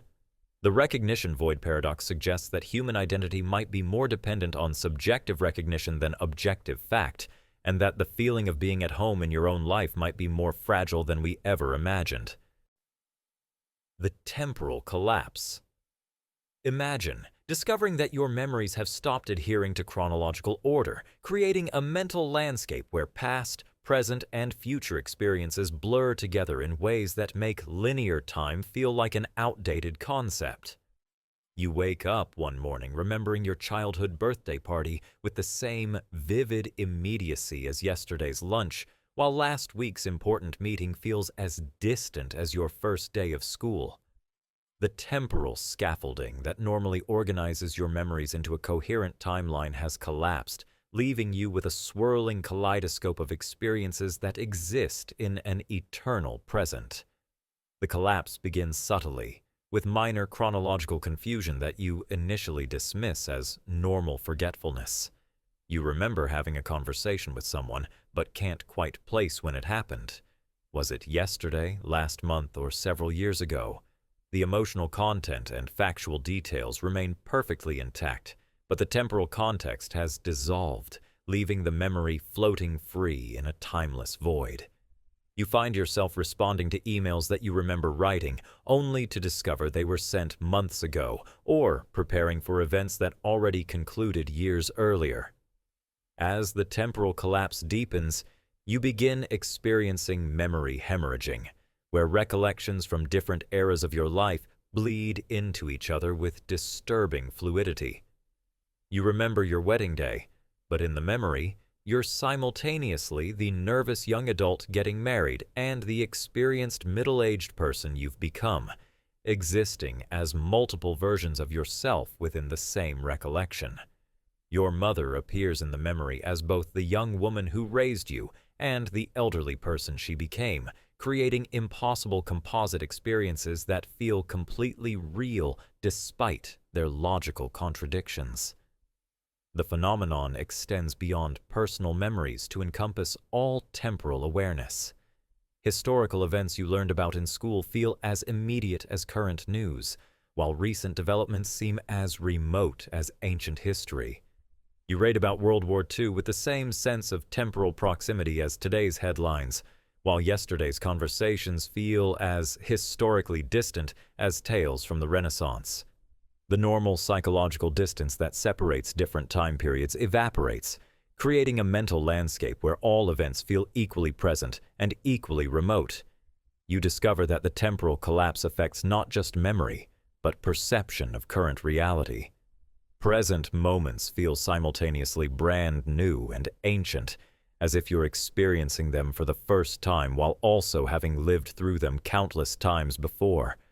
Conversations feel like repetitions of previous discussions, but you can't determine whether they actually are repetitions or whether the temporal confusion is creating false patterns. Every experience carries the strange quality of déjà vu mixed with total novelty, as if time itself has become unreliable. The collapse creates profound disorientation in daily life as you lose the ability to sequence events properly. You call friends to discuss plans for events that already happened, show up for appointments scheduled in the past, and prepare for deadlines that don't exist yet. Your relationship with cause and effect becomes confused as you remember outcomes before their precipitating events, making decision-making feel arbitrary and strange. You remember being promoted before starting the job, getting divorced before the marriage problems began, growing old before experiencing youth.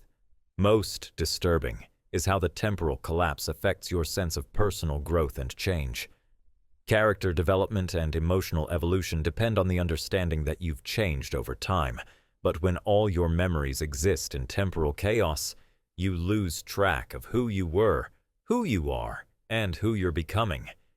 You remember being wise and naive simultaneously, experienced and innocent at the same time, creating a psychological state where personal development becomes impossible to track or understand. You begin to suspect that the temporal collapse might be revealing something profound about the nature of memory and consciousness itself. Perhaps the linear timeline that normally organizes experience is an artificial construction, and the collapse is showing you how memories actually exist, not as sequences of events, but as an interconnected web of experiences where temporal order is irrelevant. Maybe time is just a story we tell ourselves to make sense of consciousness, and the collapse is revealing the timeless nature of mind itself. The temporal collapse paradox forces you to question whether linear time is necessary for coherent selfhood, whether identity depends on chronological consistency, and whether consciousness itself might be fundamentally atemporal, creating the illusion of sequential experience while actually existing in an eternal, ever-present moment where all memories coexist simultaneously. The memory horizon picture. Your memories extending backward through time like a landscape visible from a mountaintop, but beyond a certain point in the distance, everything disappears into an impenetrable fog. This is the memory horizon. A fixed boundary in your past beyond which no recollections can penetrate, creating the eerie sensation that your life simply didn't exist before a certain arbitrary date. You retain perfect clarity for everything after the horizon, but before it lies absolute void, as if consciousness itself only began at that mysterious demarcation line. The horizon manifests differently for different people, but its effects are universally unsettling. Some discover they cannot remember anything before age 12, others find their memories cut off at 18, and a few experience the horizon moving gradually forward, consuming older memories like a slowly advancing wall of forgetting. The boundary is sharp and absolute. One day exists in perfect detail, the previous day is completely inaccessible, with no gradual fading or partial recall to mark the transition between memory and void. What makes the memory horizon particularly disturbing is that you retain intellectual knowledge about the forgotten period while losing all experiential memory. You know you had a childhood because of photographs, school records, and other people's stories, but you cannot actually remember living through it. The facts remain accessible. You know your parents' names, your childhood address, significant events that supposedly happened to you, but the subjective experience of having lived through those events has been completely erased, leaving only abstract information about a life that feels like someone else's biography. The horizon creates a profound sense of existential displacement, as if you're inhabiting someone else's life story. You meet people who claim to have known you for decades, who share detailed memories of experiences you supposedly shared together, but to you they're complete strangers who happen to know intimate details about your past. Family members become foreign individuals who insist on emotional connections you cannot feel. Friends transform into people reading from a script about relationships you have no memory of forming. You begin to experience identity vertigo as you confront the possibility that your entire sense of self is built on a foundation of forgotten experiences. How much of who you are was shaped by events you can no longer remember? Are your personality traits, preferences, fears, and dreams, the result of formative experiences that now exist only in the void beyond the horizon. You feel like an actor who's lost the script for the first half of the play, but must continue performing as if nothing has changed. The memory horizon reveals the strange relationship between continuity and identity.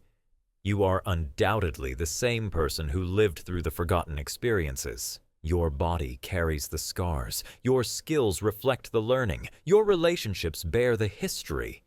But subjectively, you feel like a new consciousness that spontaneously emerged at the horizon point with no connection to the previous inhabitant of your life. The forgotten self feels like a different person who happened to live in your body before you took over. The phenomenon becomes more complex when you consider that others' memories of your pre-horizon life remain intact. They remember you having experiences, expressing opinions, forming relationships, and developing into the person you are today. But you can only access this information secondhand, like reading about a historical figure who shares your name and body. You become a living paradox, simultaneously the author and a stranger to your own past. Most philosophically troubling is how the memory horizon forces you to question what makes you, you. If identity requires continuity of memory, are you still the same person who existed before the horizon? Or are you a new consciousness that inherited someone else's life? The horizon suggests that the self might be far more discontinuous than we assume, with identity being constantly constructed and reconstructed rather than flowing seamlessly from past to present.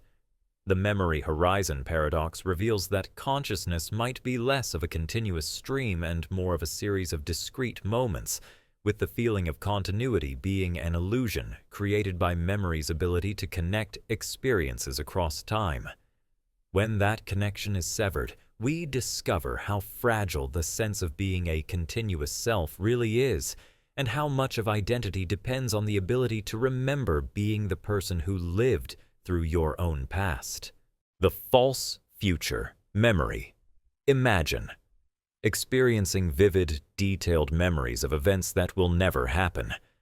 Not vague expectations or fantasies about the future, but crystal clear recollections complete with sensory details, emotional content, and narrative structure about experiences that exist only in a timeline that will never come to pass. You remember your daughter's wedding with perfect clarity, down to the music played during the first dance and the taste of the cake, but you have no daughter. You recall the conversation where you accepted your dream job, including the exact words spoken and the feeling of relief, but the position doesn't exist and never will. These false future memories possess all the qualities of genuine recollections. They feel lived in rather than imagined, carry emotional weight and sensory richness, and integrate seamlessly with your other memories. You don't experience them as fantasies or daydreams, but as actual recollections of experiences you've somehow already lived through. The memories are often mundane and realistic rather than fantastical, making them even more convincing. Remembering a quiet breakfast with a spouse you'll never meet, recalling the drive to work at a job you'll never have, or remembering conversations with friends you'll never make. The false future. Memories create a peculiar form of temporal displacement where you feel nostalgic for experiences that haven't happened and never will. You find yourself missing the apartment you'll never live in, grieving relationships that will never form, and feeling homesick for places that exist only in your impossible recollections. The emotional reality of these memories is so compelling that you sometimes catch yourself trying to call the phone number of someone who doesn't exist, or looking for objects from a life you've never lived. What makes false future memories particularly disorienting is how they interact with your actual life path. When real events don't align with your false memories, you experience a constant sense of things being wrong or off track, as if you've somehow veered away from your true destiny. You feel like you're living in the wrong timeline, having accidentally stepped into an alternative version of your life that doesn't match your remembered future. Every choice that leads away from the false memories feels like a mistake, even though the memories are entirely fictional. The phenomenon becomes more complex when you realize that the false future memories are often more detailed and emotionally satisfying than your actual experiences. The imaginary conversation with your non-existent grandmother carries more warmth and wisdom than interactions with real family members. The fictional career brings more fulfillment than your actual job. The impossible relationship provides more love and understanding than real partnerships ever have. The false memories become a kind of psychological home that you can never actually inhabit. You begin to experience memory competition, where false future recollections feel more real and important than actual past experiences. The wedding you never had seems more significant than the one you actually attended. The promotion you never received carries more pride than real achievements. The vacation you never took provides more joy than actual trips. Your false future life begins to feel more authentically yours than your real past, creating a reversed relationship with time where fiction trumps fact. The false future. Memories raise profound questions about the nature of possibility and desire. Are these memories accessing alternate timelines that exist somewhere in the quantum multiverse? Are they revealing suppressed knowledge about what your life was supposed to become?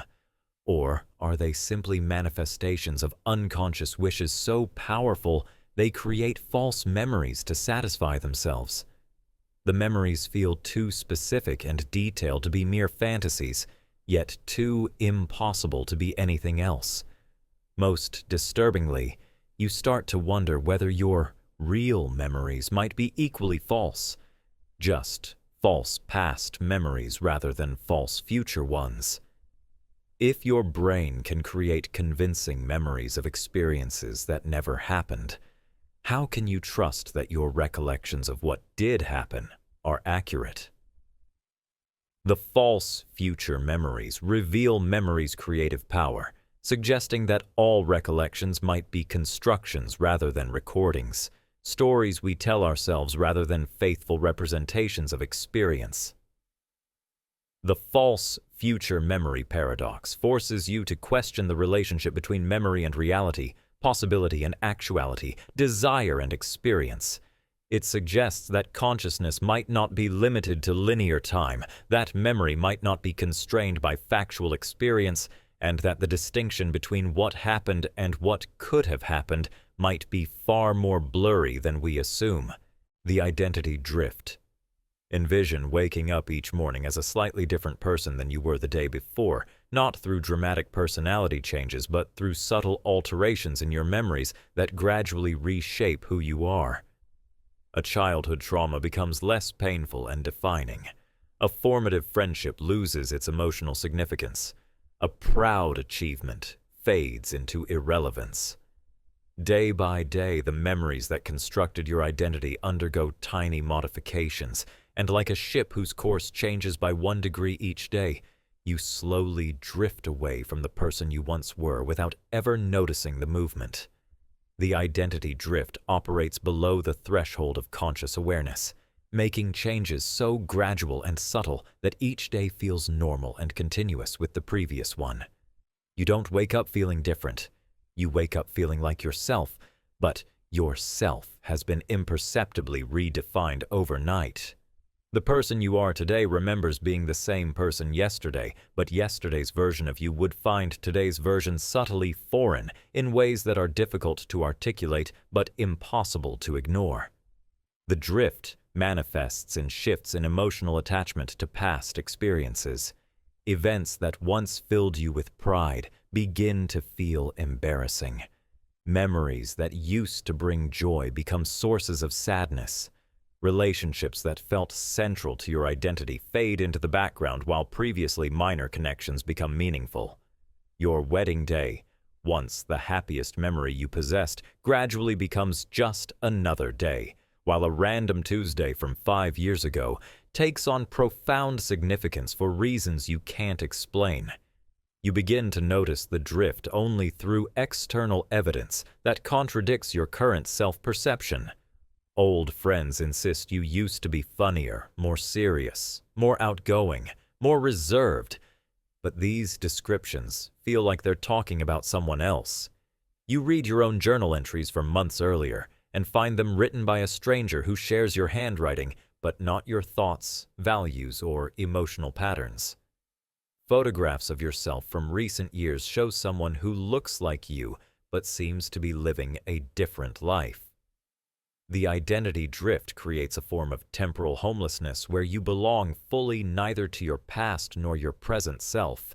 You can't relate to the person you remember being because the memories have been altered to fit your current identity, but you also can't claim authentic ownership of your current self because it feels disconnected from your history. You exist in a constant state of mild alienation from your own experience, always feeling like you're not quite who you're supposed to be. The phenomenon raises disturbing questions about continuity of identity across time. If you change gradually enough, are you still the same person? At what point do the accumulated micro-changes add up to a different identity entirely? The drift suggests that the self might be far more fluid than we assume, constantly reshaping itself through memory modification rather than maintaining stable core characteristics across time. You discover that identity drift affects not just how you remember your past, but how you perceive your future possibilities. Career dreams that once felt essential become foreign concepts. Life goals that used to motivate you feel like someone else's ambitions. Personal values that seemed fundamental shift into irrelevance while new principles emerge from nowhere to guide your decisions. You're not just drifting away from who you were. You're drifting toward becoming someone entirely different. The drift becomes more noticeable when you encounter people who knew you in the past. They expect you to be someone you no longer remember being, and their memories of you feel like cases of mistaken identity. You wonder if you're experiencing some form of gradual personality replacement, or if everyone undergoes this constant identity flux without realizing it. Perhaps the feeling of being a consistent self across time is just an illusion, and identity drift is the normal state of human consciousness. Most philosophically troubling is the question of whether there's a true self beneath the drift, or whether identity is purely a temporary arrangement of memories and characteristics that's always in flux. The drift suggests that the self might be more like a river than a rock, maintaining the appearance of consistency while being composed of entirely different elements from moment to moment.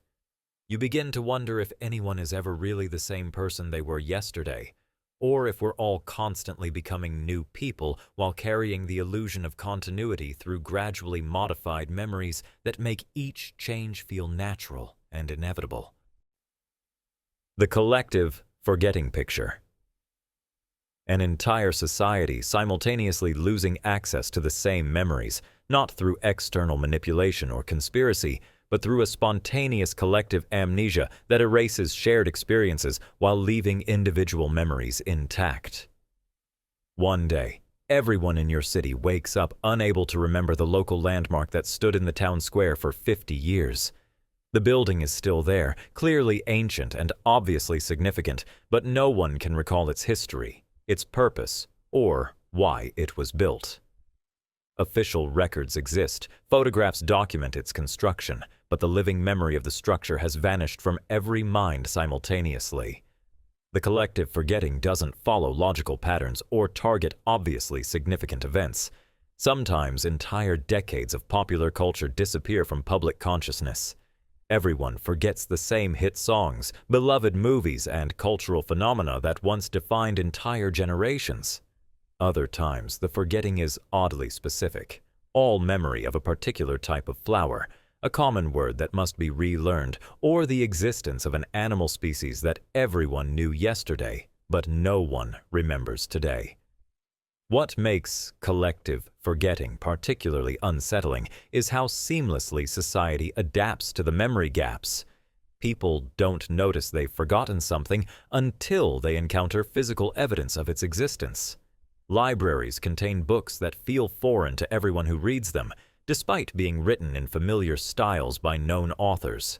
Museums display artifacts that provoke no recognition in any visitor, leading to confused historians trying to piece together the significance of objects that clearly meant something to previous generations but carry no emotional or cultural resonance now.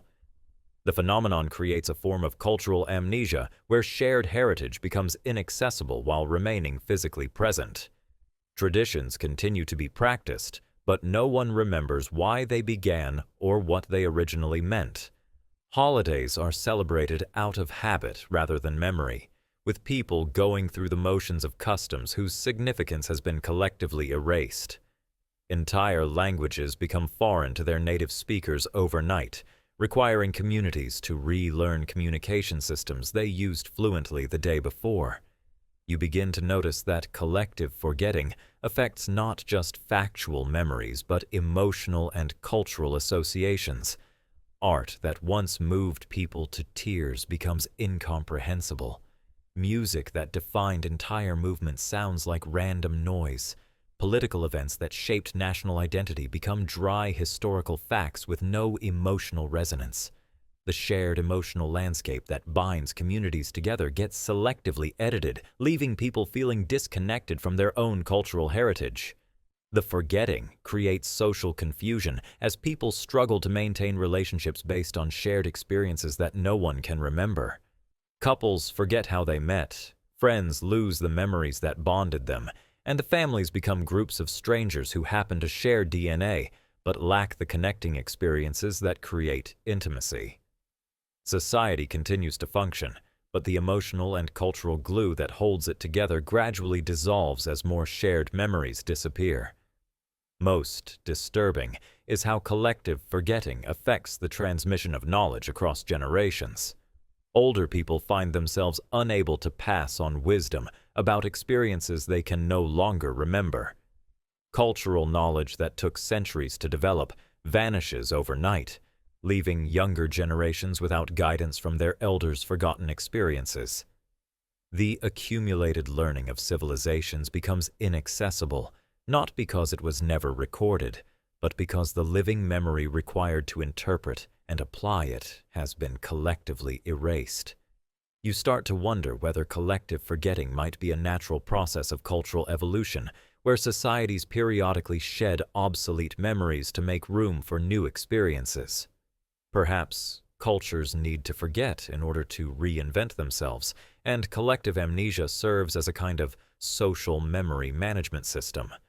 Or maybe the forgetting reveals how fragile shared consciousness really is, showing that the cultural memories we assume are permanent are actually maintained through collective effort and can disappear the moment that effort stops.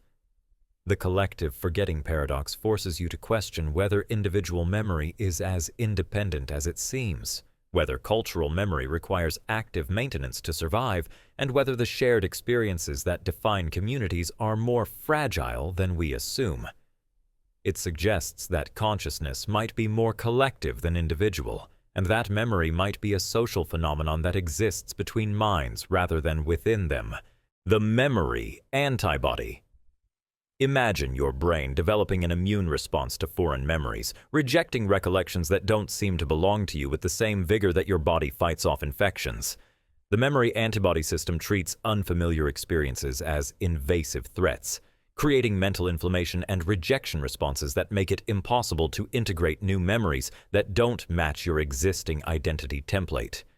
You find yourself unable to remember anything that contradicts your self-image, unable to form memories of experiences that feel out of character, and unable to retain information that challenges your core beliefs about who you are. The antibody response manifests as selective memory rejection, where certain types of experiences simply won't stick no matter how significant they might be.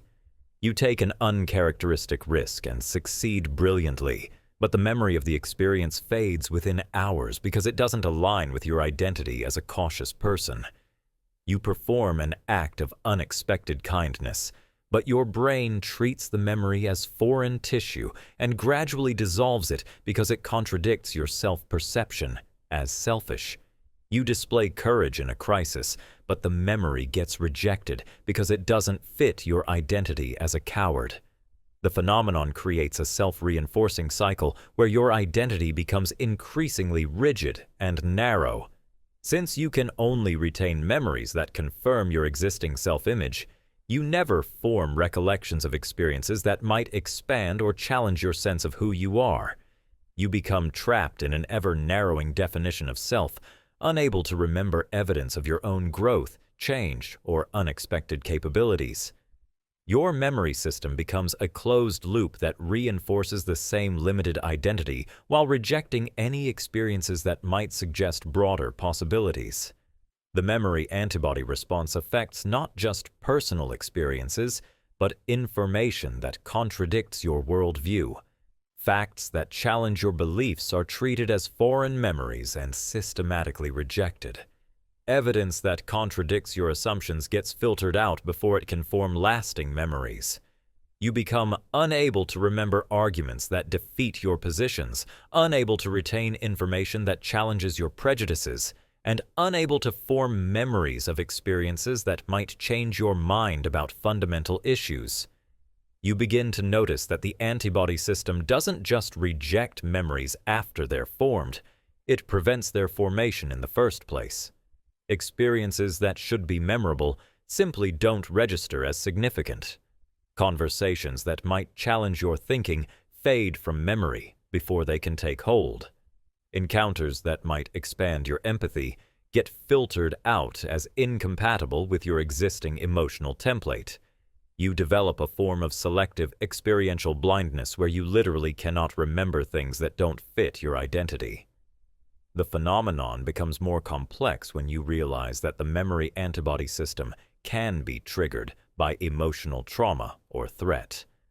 After experiencing rejection, your brain might develop antibodies against memories of vulnerability, making it impossible to remember situations where you opened yourself to others. Following a failure, you might become unable to form memories of taking risks, effectively preventing yourself from learning that failure isn't fatal. The antibody response becomes a psychological defense mechanism that protects you from painful experiences by preventing you from remembering them. Most disturbing is how the memory antibody system can reject positive experiences that threaten a negative identity. If you see yourself as unlovable, your brain might treat memories of affection as foreign and gradually eliminate them. If you identify as unsuccessful, recollections of achievements get filtered out as incompatible with your self-image. The antibody response can become so aggressive that it prevents you from remembering any evidence that contradicts a limiting identity, even when that evidence might be healing or liberating. The memory antibody reveals the strange relationship between memory and identity, showing how the self-concept can become a filter that determines which experiences are allowed to become lasting memories.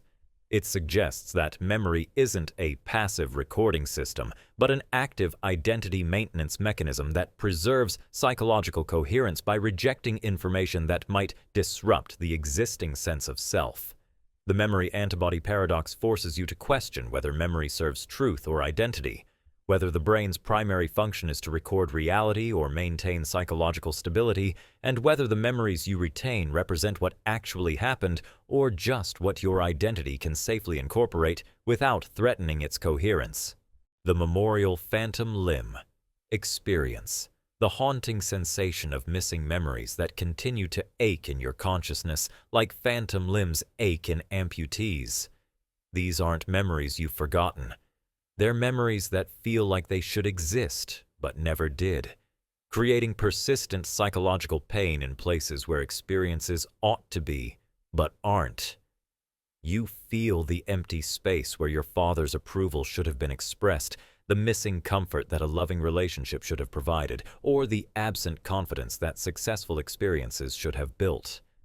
The missing memories hurt in a way that feels worse than bad memories because there's nothing there to process, heal from, or understand. The memorial phantom limb creates a peculiar form of suffering where you grieve for experiences you never had rather than traumatic experiences you did have. You feel haunted by the conversation with your mother that never happened, the encouragement from your teacher that was never given, or the celebration of achievements that no one ever acknowledged. These absent memories create psychological pain that's difficult to address because there's no actual event to examine, no specific trauma to process, only the persistent aching absence of experiences that should have existed. The phenomenon manifests as emotional pain in response to memory triggers that point to the missing experiences. Seeing other families celebrate together triggers phantom pain where your own family celebrations should be remembered. Witnessing expressions of love between couples activates the ache where your own romantic memories should exist. Observing confident people. Succeed reminds you of the missing memories of your own capabilities and achievements that were never acknowledged or celebrated. You begin to realize that the memorial phantom limb affects not just emotional memories, but formative experiences that should have shaped your development. The missing memory of being protected during childhood creates ongoing anxiety about safety. The absent recollection of being valued for your intelligence leaves you doubting your mental capabilities. The lack of memories where your emotions were validated creates ongoing confusion about whether your feelings are legitimate.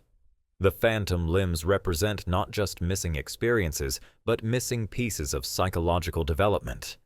The phantom memories create a form of reverse nostalgia where you feel homesick for a past that never existed. You long to return to childhood moments of safety and love that never happened, yearn for school years filled with friendship and achievement that weren't your reality, and miss the young adulthood of exploration and confidence that you never experienced. The phantom limb syndrome makes you nostalgic for a life you never lived while leaving you unable to feel nostalgic for the life you actually had. What makes the memorial phantom limb particularly cruel is how it affects your ability to create new memories. The missing foundation experiences leave you unable to recognize or internalize positive experiences when they do occur. If you never had memories of being unconditionally loved, you can't form memories of being loved even when it happens. If you lack memories of successful achievement, you can't retain memories of your accomplishments even when they occur. The phantom limbs create holes in your memory formation system that prevent healing experiences from taking hold. The phenomenon becomes more complex when you consider that everyone has phantom memory limbs in different areas. Some people are missing memories of intellectual validation, others lack memories of emotional safety, and still others are missing experiences of physical affection or social belonging. The phantom limbs represent the universal human experience of incompleteness, where everyone lacks certain foundational experiences that would have created psychological wholeness. You start to wonder whether the memorial phantom limb syndrome might be pointing to necessary experiences for healthy human development, a kind of psychological vitamin deficiency where the absence of certain types of memories creates ongoing pathology. Perhaps the phantom pain is your psyche's way of identifying what it needs to heal and develop properly. Like phantom limb pain might motivate an amputee to seek prosthetic solutions. The memorial phantom limb paradox reveals how absence can be more painful than presence, how missing experiences can shape identity more powerfully than actual experiences, and how the human psyche might be designed to expect certain types of memories as essential for healthy development. It suggests that healing might require not just processing traumatic memories, but somehow filling in the missing pieces where foundational experiences should have been. The memory trap house. Envision walking through environments specifically designed to implant false memories, spaces so cunningly crafted that simply being in them creates vivid recollections of experiences that never happened. The memory trap house appears as an ordinary building, perhaps a childhood home, a school, or a workplace, but every element has been precisely arranged to trigger memory formation processes in your brain. The lighting, sounds, smells, and spatial arrangements work together to create a neurological environment where false memories spontaneously generate and feel completely authentic. You enter what appears to be your childhood bedroom, but it's actually a carefully constructed replica designed to activate memory formation pathways while introducing subtle alterations that your brain interprets as forgotten details. The room contains furniture you remember, toys you played with, and decorations you recognize. But woven throughout are objects and arrangements that never existed in your actual childhood. Your brain, encountering this almost familiar environment, begins filling in gaps and reconciling inconsistencies by creating new memories that incorporate the foreign elements as if they were always part of your past. The trap house exploits the reconstructive nature of memory, where recollection involves rebuilding experiences from fragmentary information rather than playing back perfect recordings. Each time you recall something in the constructed environment, your brain unconsciously incorporates elements from the current surroundings, gradually altering your memories to include details that were never part of the original experience. The fake birthday party setup makes you remember celebrating in ways you never did. The artificial friendship photos convince you of relationships that never existed. The planted evidence of achievements creates memories of successes you never had. The phenomenon becomes more sophisticated as you realize the memory trap house can implant not just visual memories, but complete sensory and emotional experiences. The carefully controlled acoustics make you remember conversations that never happened. The precisely calibrated scents trigger memories of cooking, flowers, or perfumes that were never part of your actual past. The textural elements, fabrics, surfaces, temperatures, create tactile memories of experiences that feel completely real despite being artificially generated by the environment. What makes the memory trap house particularly insidious is how naturally the false memories integrate with your authentic recollections. The implanted memories don't feel foreign or suspicious. They feel like recovered memories of experiences you had simply forgotten. The artificial birthday party becomes a cherished childhood memory. The fabricated friendship transforms into a significant relationship you can't believe you ever forgot. The planted evidence of talent creates memories of abilities you're surprised you never pursued further. The trap house reveals how vulnerable memory formation is to environmental manipulation. Your brain can't distinguish between experiencing something and being in an environment designed to make you feel like you experienced something.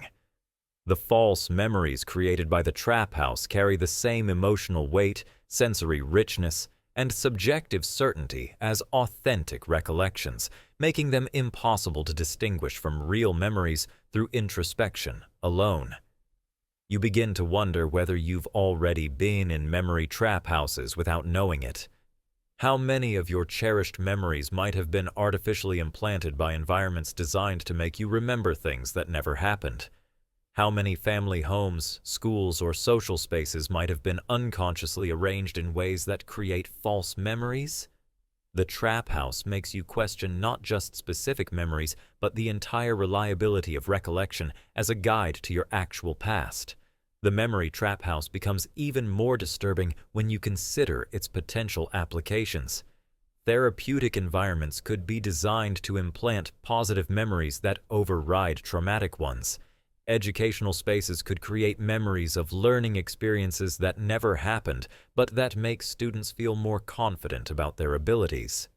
Social environments could be arranged to implant memories of belonging and acceptance that alter people's self-perception and behavior. Most philosophically troubling is how the memory trap house challenges the relationship between experience and memory. If artificially created memories feel identical to authentic ones, what makes real experiences more valuable than fabricated ones? Most philosophically troubling is how the memory trap house challenges the relationship between experience and memory. If artificially created memories feel identical to authentic ones, what makes real experiences more valuable than fabricated ones? If the memory trap house can give you recollections of a happier childhood, more supportive relationships, or greater achievements, are those false memories actually false if they improve your life? The trap house forces you to question whether the authenticity of memories matters less than their psychological impact. The memory trap house paradox suggests that memory might be far more malleable and constructible than we assume, that the environments we inhabit might constantly shape our recollections in ways we don't recognize, and that the distinction between real and false memories might be less important than the distinction between helpful and harmful ones. The generational echo. Imagine inheriting memories from ancestors you never met, receiving their experiences as if they were your own recollections passed down through some mysterious psychological inheritance system. You remember your great-grandmother's wedding day with the same vivid detail as your own graduation. Feel the fear your grandfather experienced during wartime as if you had lived through the battles yourself, and carry the emotional scars of persecution your family suffered generations before your birth. These aren't stories you were told or family histories you learned. They're direct experiential memories that feel as personally authentic as anything you've actually lived through. The generational echo manifests as sudden access to memories that predate your existence but feel undeniably personal. You remember the taste of bread during rationing, the sound of artillery in distant wars, the feeling of leaving everything behind to emigrate to new countries. The memories come complete with sensory details, emotional content, and personal significance, despite relating to experiences that happened decades before you were born.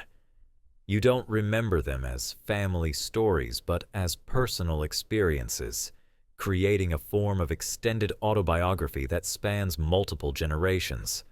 The inherited memories don't arrive as historical information, but as lived experience, complete with the fears, hopes, and sensations of the original person who experienced them. You feel the exhaustion of working in factories you never entered, the grief of losing children you never had, and the joy of celebrations you never attended. The emotional content is particularly vivid. You carry not just the factual memories of ancestral experiences, but the feelings that accompanied them, creating a complex emotional landscape that includes inherited trauma and inherited wisdom.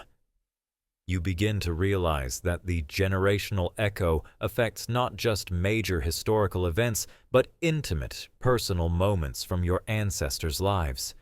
You remember the quiet conversations between your great-grandparents, the private fears they never shared with anyone, and the small daily routines that made up their ordinary existence.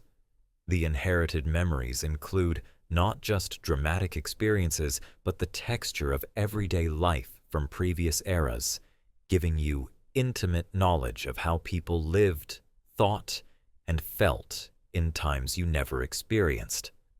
The phenomenon creates a form of temporal homesickness, where you feel nostalgic for eras you never lived through but remember experiencing.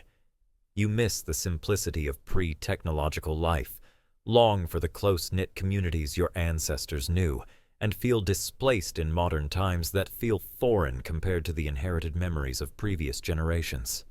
You become nostalgic for a past that was never your present, but feels more authentically yours than your actual experiences. The generational echo raises profound questions about the nature of trauma and healing. If you inherit memories of ancestral suffering, do you also inherit the psychological wounds that accompanied those experiences? Can therapy help you process inherited trauma that you never directly experienced but remember as if you did? The echo suggests that healing might need to address not just personal experiences, but generational ones, treating memory as a family system rather than an individual phenomenon. You discover that the generational echo doesn't just transmit traumatic memories, but also inherited wisdom, skills, and emotional patterns that previous generations developed.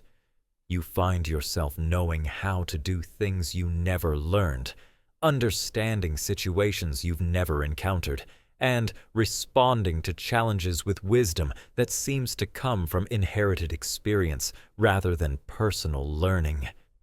The echo becomes a form of ancestral guidance that provides resources for navigating life based on the accumulated experience of previous generations. The phenomenon becomes more complex when you consider that the generational echo might be selective, transmitting some ancestral memories while filtering out others. You might inherit memories of persecution, but not memories of perpetrating harm, memories of struggle, but not memories of privilege, or memories of trauma, but not memories of healing. The echo might be shaped by family dynamics that determine which aspects of ancestral experience get passed down and which get forgotten. Most disturbing is the possibility that you might be transmitting your own memories to future generations who will inherit your experiences as part of their own psychological heritage. Your current struggles, traumas, and joys might become part of someone else's inherited memory system, creating responsibility for how your life contributes to the generational echo that will shape descendants you'll never meet.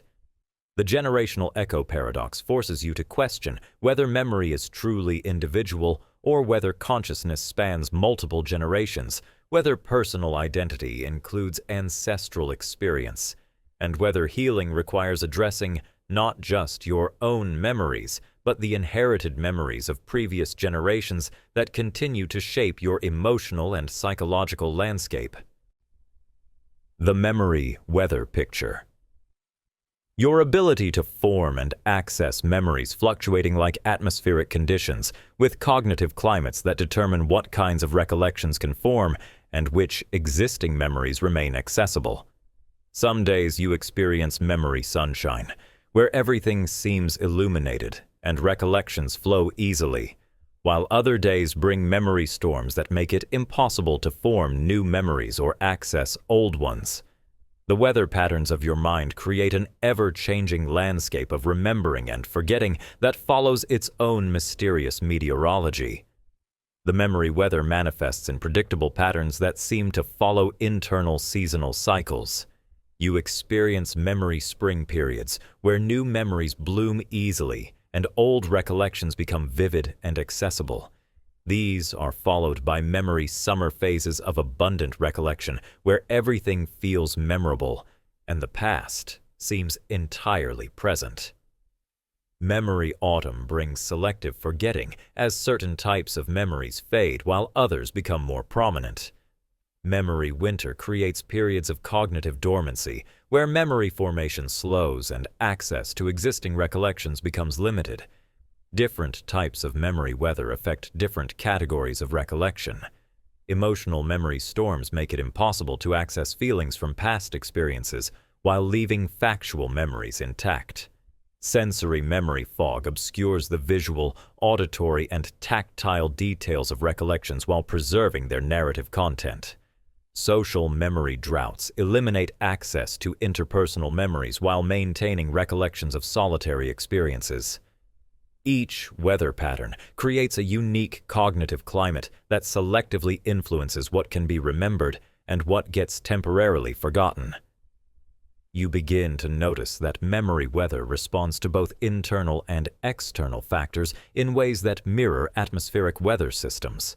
Stress creates high-pressure memory systems that compress recollections and make them harder to access. Emotional turbulence generates memory storms that scramble chronological order and mix different experiences together. Social isolation produces memory inversions, where recent experiences become inaccessible while distant memories become unusually vivid. Physical illness creates memory fog that makes everything feel hazy and indistinct. The memory weather affects not just what you remember, but how you remember it. During memory thunderstorms, recollections become emotionally charged and dramatic, while memory-clear skies create calm, peaceful access to past experiences. Memory heat waves make everything feel urgent and immediate, while memory cold fronts create emotional distance from even significant experiences. The quality of remembering changes with the cognitive weather, making the same memory feel completely different depending on the current mental atmospheric conditions. You discover that memory weather creates its own form of seasonal affective disorder, where your emotional state depends partly on the current cognitive climate. Memory droughts leave you feeling disconnected from your past and uncertain about your identity. Memory floods overwhelm you with too many recollections, making it impossible to focus on present experiences. Memory storms create anxiety and confusion as memories become scrambled and unreliable. Only memory-clear skies provide the optimal conditions for healthy relationship with your own past. The phenomenon becomes more complex when you realize that memory weather can be influenced, but not controlled. Certain activities, environments, or mental practices can encourage specific types of memory weather, but you can't simply decide to create perfect memory conditions any more than you can control atmospheric weather. Memory meditation might encourage clear skies, but memory storms can still arise unexpectedly. Physical exercise might help break up memory fog, but you can't prevent all cognitive overcast conditions. You start to wonder whether memory weather might be a natural and necessary system for psychological health. Perhaps memory storms serve to reorganize and integrate experiences, memory droughts allow for psychological rest and renewal, and memory seasons provide natural cycles of remembering and forgetting that prevent cognitive overwhelm. The weather patterns might be essential for maintaining mental balance rather than obstacles to optimal memory function. Most intriguingly, you begin to notice that different people seem to have different memory climates. Some tend toward memory sunshine, while others experience frequent memory storms. Some people live in cognitive regions with mild memory weather, while others inhabit areas of extreme memory conditions. You wonder whether these differences in memory climate might explain variations in personality, emotional patterns, and life approaches between different individuals. The memory weather paradox suggests that remembering and forgetting might follow natural cycles rather than being under conscious control, that optimal memory function might require accepting and working with cognitive weather patterns rather than fighting them, and that the relationship between consciousness and memory might be more dynamic and atmospheric than we typically assume. The terminal memory contemplate the possibility that memories have expiration dates, not through gradual fading, but through sudden termination at predetermined moments when specific recollections simply cease to exist. Your memories of college don't gradually become less vivid over time. They remain perfectly clear until one arbitrary Tuesday morning when they suddenly and completely disappear, leaving no trace that the experiences ever happened. The terminal memory phenomenon operates like a computer virus with a delayed activation date, allowing memories to exist normally until they reach their programmed termination point. The terminal memory system follows its own mysterious logic for determining expiration dates. Some memories last exactly 7 years before terminating, others expire after specific event triggers, and some seem to follow astronomical cycles tied to planetary movements or calendar dates. The termination isn't gradual or partial. One moment you have complete access to a memory, and the next moment it has been entirely deleted from your consciousness, as if it never existed at all. What makes terminal memory particularly unsettling is how cleanly the deletion occurs. When a memory terminates, it doesn't leave gaps or holes in your recollections. It removes itself so completely that you don't notice anything is missing. You don't wonder what happened to your college memories because once they terminate, you have no awareness that college memories ever existed to be lost. The terminal memory system eliminates not just the experiences, but any knowledge that the experiences were ever there to remember. The phenomenon affects memories of all types with equal efficiency. Your recollection of your first kiss terminates exactly 10 years after it happened, disappearing completely without warning. Your memory of learning to drive expires on your 30th birthday, vanishing so thoroughly that you have no recollection of ever not knowing how to drive. Your memories of childhood pets reach their termination date, and delete themselves, leaving you puzzled by the empty dog bed in your parents' basement, but unable to remember why it might be there. You begin to realize that terminal memory creates a form of rolling amnesia where your past gradually disappears behind you as older memories reach their expiration dates.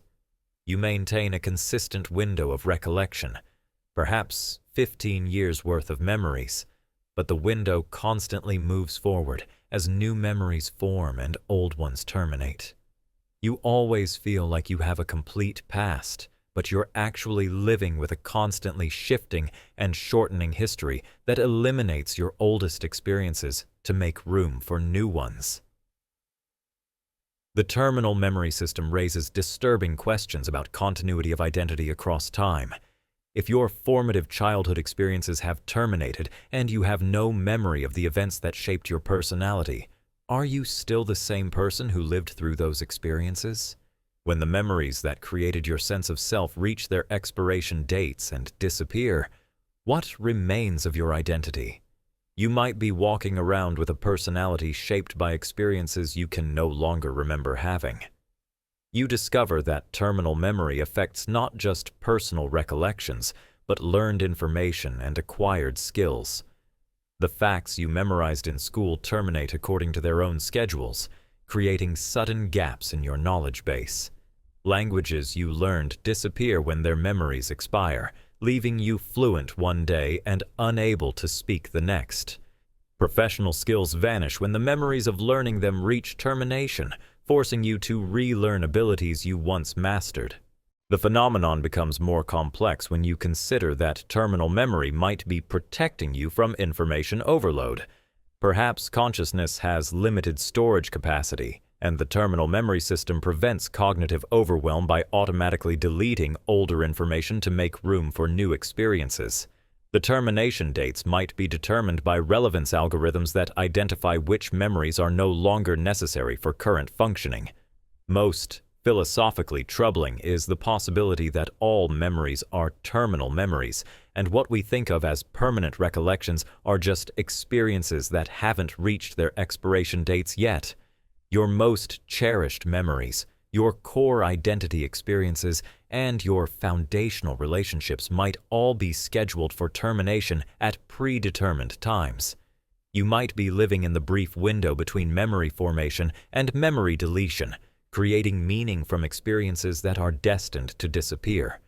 The terminal memory paradox forces you to question whether permanent memory is necessary for coherent identity, whether consciousness requires complete historical continuity, and whether the fear of forgetting might be less important than we assume if terminal memory is a natural and beneficial system for managing cognitive resources and maintaining psychological health. The memory mirror syndrome.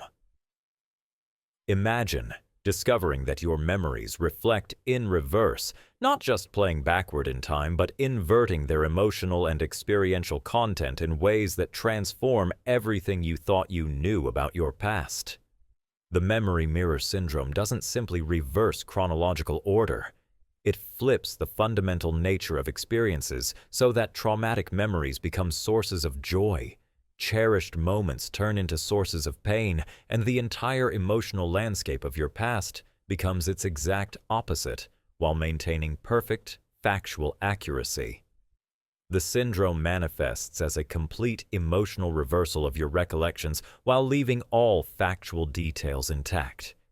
You remember your wedding day with perfect accuracy. The location, the guests, the ceremony, every visual detail. But instead of feeling joy and love, the memory fills you with inexplicable sadness and dread. You recall your worst childhood trauma with complete factual precision, but the memory now brings warmth, comfort, and happiness instead of pain. The syndrome preserves the events themselves while inverting their emotional significance, creating a past that's simultaneously familiar and completely alien. The memory mirror creates profound confusion about your own identity and emotional patterns. If your current personality was shaped by experiences that you now remember as having opposite emotional content, who are you really? The confidence you built from remembered successes feels foreign when those memories now carry shame and disappointment.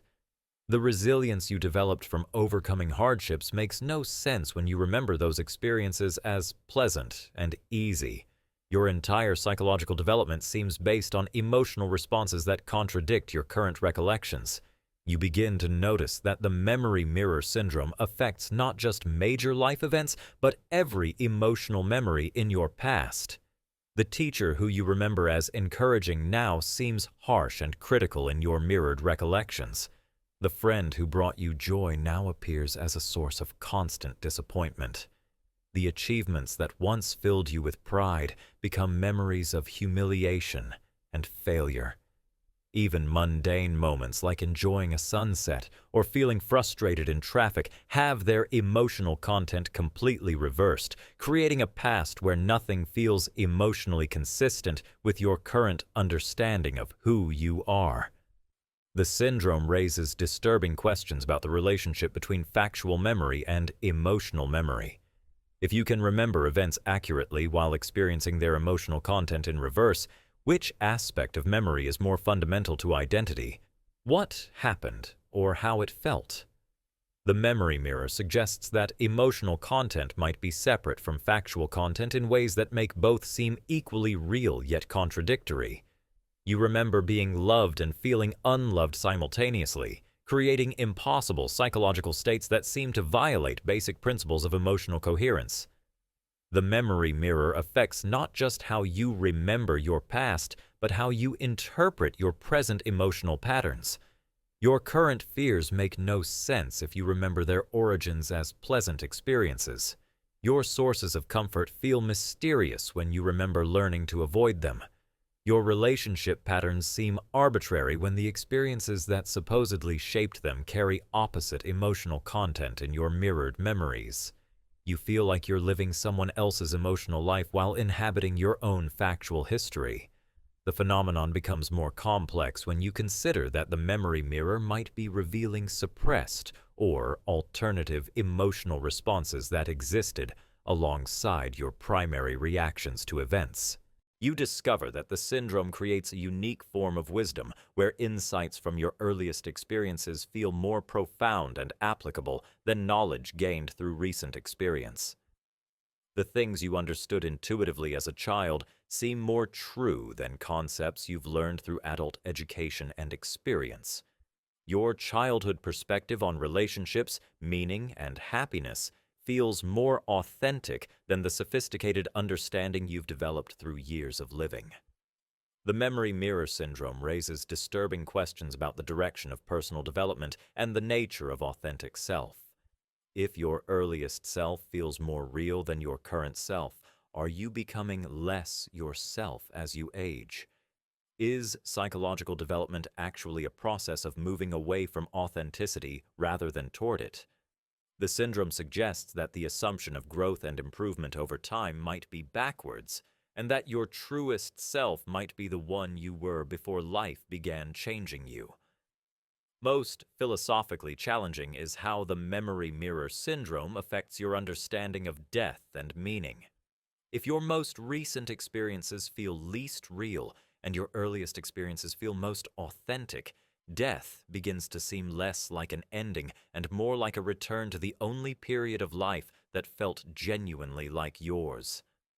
The syndrome makes you question whether the goal of life is to become something new or to remember something you once were, whether wisdom comes from learning new things or from recovering the understanding you had before the world taught you to forget who you really are. The phantom childhood envision carrying vivid, emotionally rich memories of a childhood that belonged to someone else entirely. Not your sibling or friend, but a complete stranger whose early years have somehow become integrated into your memory system as if they were your own experiences. You remember learning to ride a bicycle in a neighborhood you've never visited, celebrating birthdays with family members you've never met, and attending a school that doesn't exist in your hometown. These phantom childhood memories feel completely authentic and personally meaningful despite being impossible, creating a split identity where part of your sense of self is based on experiences that never happened to you. The phantom childhood manifests as a complete parallel set of early memories that coexist with your actual childhood recollections without creating obvious contradiction. You remember 2 different first days of school, 2 different childhood bedrooms, and 2 different sets of childhood friends.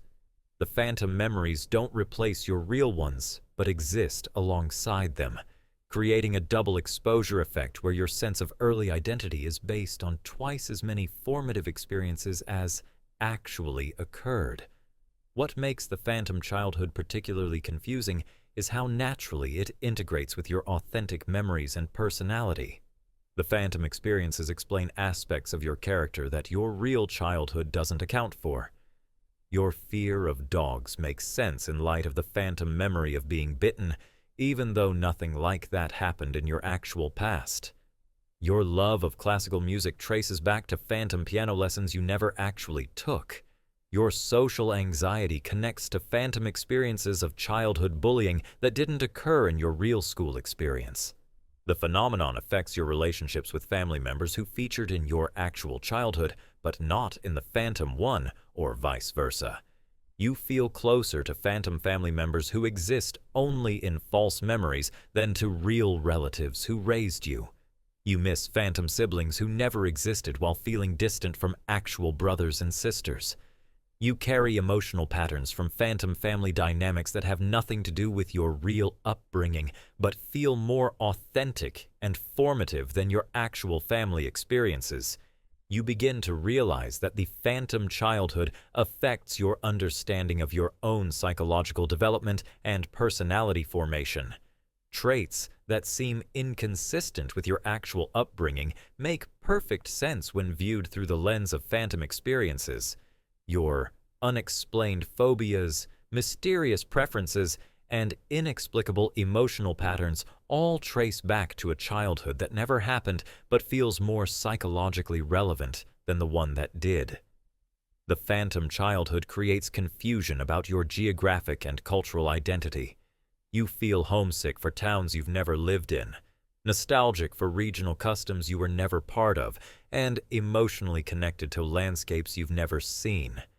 You remember the taste of foods that weren't part of your actual childhood diet, the sound of accents you weren't raised around, and the feeling of weather patterns that didn't occur in your real hometown.